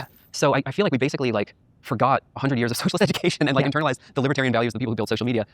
How do we have these private conversations in which, you can have a more advanced position that maybe like you don't talk about publicly? Well, I completely agree with that, and I actually don't think I would have thought to put it that way. But you're right. That is a huge problem. Like, there's been a collapse of the distinction between like on stage and off stage discourse, right? Yeah, yeah. Like, but there's no off stage now. Everything's on stage, and as a result, like a lot of nuance can't be worked through. You almost can't like think because you are always performing. And thinking means like considering wrong ideas, and and it means experimenting with things that go too far. And I mean, right? So, how to create those off stage spaces? I mean, people do it. Like, there's Discord servers and things where people have less public conversations. But yeah, I agree that like social media cannot be the only forum where conversation is going on, because that it's way too public, and so it just always will attract viewers that it's not intended for, and it will. I mean, it's also like just not a good place to do thinking, because everything is so like permanent, and people can take screenshots of it and share it out of context and send it to Fox News, and like, it's very limiting. That would normally be like grounds for being kicked out of the meeting if you try to secretly record it. Right. Yeah. But everything's recorded all the time when you're doing it on social media. Yeah. It's almost like they built it intentionally. Well, yeah, maybe. I mean, maybe. You mentioned Rawls before. Who else is in your kind of like canon of references that maybe people today should explore more? Oh, geez, let's think. Well, I feel like this is a more recent development in my thinking, but in the last 2 years, I've gotten very into psychoanalysis. I think as a result of like, well, this is one area where I disagree with the Enlightenment. Right? Is like the Enlightenment, and this is me getting to the Enlightenment via New Atheism. But New Atheism was an Enlightenment movement in a lot of ways, right? Like, especially with the sort of, I want to call it like a fetish for reason and logic. Right? And I feel like there's something about encountering the absurdity of people who claim to be like supremely rational, just demonstrably not being so. That caused me to think about like, well, to take an interest in sort of the emotional aspect of politics, which is also, I think, often kind of like neglected from the Marxist perspective or from the materialist only perspective, is that, something like that analysis of like mommy politics and daddy politics as being this like, people's feelings about politicians are sort of these like deep like transferences of feelings about parents. Are you talking about like a nation that wants revenge for an injury to the that's Germany after World War I? Yeah, that's one example, certainly. I mean, and then another is just like the appeal of Trump. There's like some like libidinal thing that taps into, and I think that to me is kind of where I've been drawn as I try to understand like what looks like a kind of madness to a lot of people. I mean, fascism always does. People, everyone in the 30s who called Hitler madness, right? Like Germany's national madness, right? And I think that can be like a little bit of a non-explanation. So, but the point is something real, which is like there's like, some kind of deep unconscious emotional force that is involved in a lot of politics. And I think the attempt to psychoanalyze it is something I have found to be helpful and interesting in making sense of why things happen. So that's a newer. I mean, I guess it's in Zizek. He's very like, into depths of Lacanian psychoanalysis. Okay. Are you Lacanian, Freudian, or do you have a preferred camp for these things? I like Freud best, actually, because I mean, part of it has to do with like, well, I think I disagree on a personality level with Freud. He's very like, I mean, he's talking about irrationality in a very rational way. Whereas like, someone like Jung is a little bit of a crystal girl. To my taste, it's like, I don't know. I mean, that can be fun. I don't know. I have a lot of paradox at home myself, but like, come on. I feel like Freud's kind of cynicism about society is sort of based on aggression and sexuality. I agree with that. That's how I see things. I think I love listening to people summarize Lacan at me. Zizek is very interesting when he talks about Lacan. I've never been able to read Lacan and have a good time. He's impenetrable to me. And I'm pretty good at reading pretty impenetrable stuff, but I think that this is like, I'm not sure if he's saying anything. I don't know. You like someone else's version of it? I would like someone else's version, yeah. I would like someone to translate it into a language I can understand, yeah. On the topic of irrationality, this is some of the content in your conspiracy video, but to some degree, conspiracy is a contemporary form of elite resentment, particularly the internet type that we have now. But you seem skeptical about its ability to lead to class consciousness. What is this tweet? Trump administration asked FIFA to replace Iran with Italy, which failed to qualify at the upcoming World Cup, according to Financial Times report. Nice. Do you think there's any pipeline, so to speak, that connects those things? Is there someone who could be a reformed conspiracy theorist and then is awakened to the Marxist economic structure or something like that?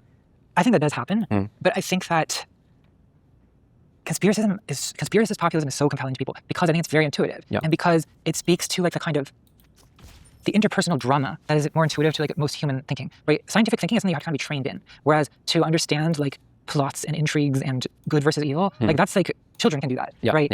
So I think that there's something sort of emotionally satisfying about conspiracist interpretations of politics that a more scientific or structural or Marxist or materialist explanation kind of like. I mean, you don't necessarily have to be super educated, but it helps. And I think that, you can be self-educated on it, of course. Trainwreck's brain broken clip. He's streaming again. Bro, this Elon Omar, bro, I don't know, like, bro, I don't understand what's going on in this fucking, in these countries. I don't get it, bro. So far in the last, like, 3 weeks, I've seen the Democratic leaders act more like dictators than anything that I've seen from the Republican side. True. And yet the mobs on the internet of the left that claim they're leftists, that hate fascists or dictators or kings, have said fucking nothing. It's just weird to me. It's really weird to me. Yeah, I'm not asking them to switch over to be Republican, but at least hold your party to the same accountability you hold the Republican Party. And then every up-and-coming fucking leader, whether it be a content creator or talk to him. This guy's like barely political. I have no idea. He probably saw one tweet where somebody said something mean and it informed his entire political outlook here. I don't know what you want me to say. Jesus. Or informally educated, absolutely, right? But I think it takes a little bit more cognitive effort to think that way than it does to think in terms of conspiracies. So that's why I'm kind of like skeptical about, well, pessimistic, I guess, when I see how prevalent conspiracism has gotten. I think in the same way that Trumpism is attractive, I think conspiracism is like, it's sort of easy for people. Yeah, there's a part of me that's hopeful that like someone who sees, maybe they voted for Trump and they see the Epstein files and they're like, oh, he's in it, he's part of the swamp or whatever. And then they're like, okay, so I'll take the left-wing populist candidate as a response to that. But that might be falling under the Brandolini's law type of situation. I mean, I think more optimistically, I think we can expect some level of conversion.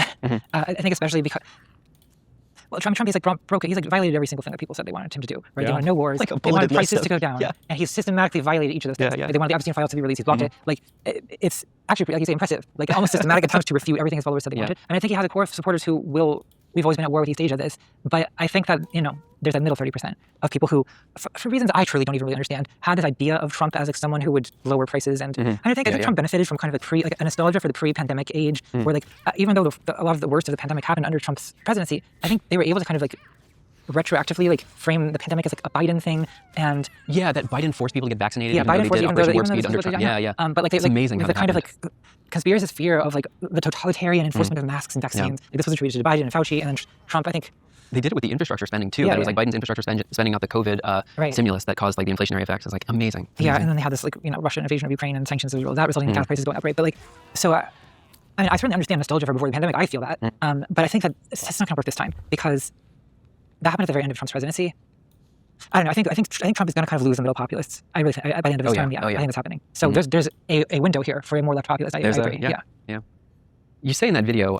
Do you think the FIFA World Cup should put Iran, Russia, Israel, and USA in a group, and the winner can take control of Hormuz? True. That sounds like it could be an anime. I've heard this sentiment. A student said it when I taught last semester as we were starting the show in the fall of 2024, and they said that conspiracy used to be a left-wing thing before the internet. And you say something in that video like, I remember when conspiracies used to be kind of left-wing, like under Obama or something like that. Yeah. Would you reconstitute what that culture was like? Because I think Gen Z kids, like if you're 15 right now, you can never even imagine that was ever the case. Well, I guess I think saying that it was always a leftist thing is overstating it, because right when conspiracism has, I mean, the John Birch Society in the 50s and like, this is a long anti-communist conspiracy theory. This is a long tradition in the US. But there was, I mean, I think about even like in the 60s, 70s counterculture, there was a kind of conspiracism around, well, I mean, it was really kicked into overdrive by Nixon and Watergate, right? There's a sense that the US government cannot be trusted, the like revelations about MK Ultra, the COINTELPRO, like, and then in the Bush era, 9/11. So there were a lot of leftist 9/11 truthers in the 2000s. I mean, I think it was more of a leftist position at the time. Do you think you're ever going to do an interview with this dude? He seems to have pretty varied guests, or his guests seem pretty varied ideologically. Maybe someday. After the lawsuit. 1 month, 1.5 months. One is early June.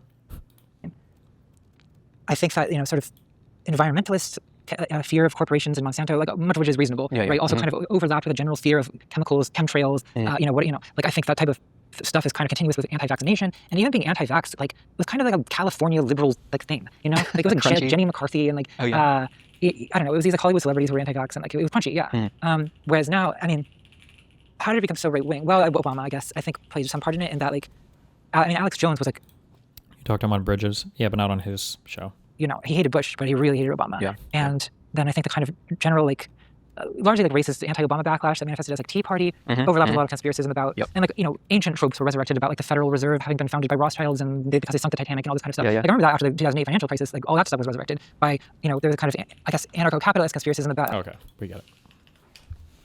Good job. Prepare for an onslaught of Canadian leftists cosplaying as Zohran Mamdani in all their campaign videos. I'm running for Toronto City Council in Ward 11, University, Rosedale. Hey, Toronto. Oh, Every boy. 3 years, you get the chance to decide the future of your city. But the rent is too high. The trains keep running late. We keep getting the same results. So let's try something new. Any more complacency from our politicians will turn this city into a museum for paying customers not a thriving community for working Torontonians. There's a place that change can start right here in Ward 11, University Rosedale. We welcome people from all over the world, students, artists, and entrepreneurs. We've got food co-ops and land trusts, small homes and high-rises, 15 subway stations. Places like this prove that we can have more if we share more. Let's speed up streetcars, dedicated space, and signal priority. And let's invest in clean, beautiful public parks for everyone. Why does he have... They did a voiceover, so they recorded this separately. But he has a mic attached to him in every video. Why? If they did a voiceover anyway. And let's invest in clean, beautiful public parks for everyone. And let's build affordable housing so a new generation can stay in the neighborhoods they love. You deserve a counselor who reaches out to everyone in the community, not just the loudest voices, and someone who puts local issues first. I'm Gabe Bloor. I worked as a policy advisor at City Hall. Now I'm fighting for policies that shorten the commute and bring your rent down. But I can't do it alone. Go to my website, sign up to volunteer, or pledge to donate today. This is not a social media campaign. Change will be won on porches, in pubs, and in parks. So join me on May 1st at Nathan Phillips Square to launch our campaign together. See you there. Now that's what I call a cool campaign, bro. Can you send this to your mom? Sending this to my mom and saying, pray for our troops. An American fighter jet was attacked by a shark in the Strait of Hormuz. What? Oh, he ejected. Thank God. Close call.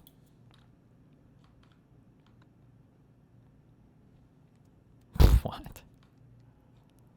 What did she reply? Mashallah, even the sharks are Shia.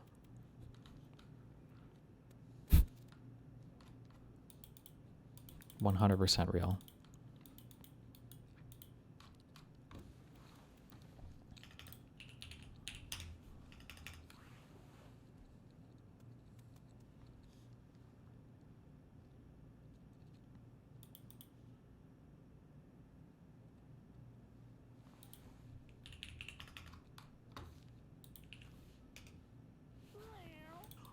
But guess what? Game on. But guess what? Game on. Wow. Thanks.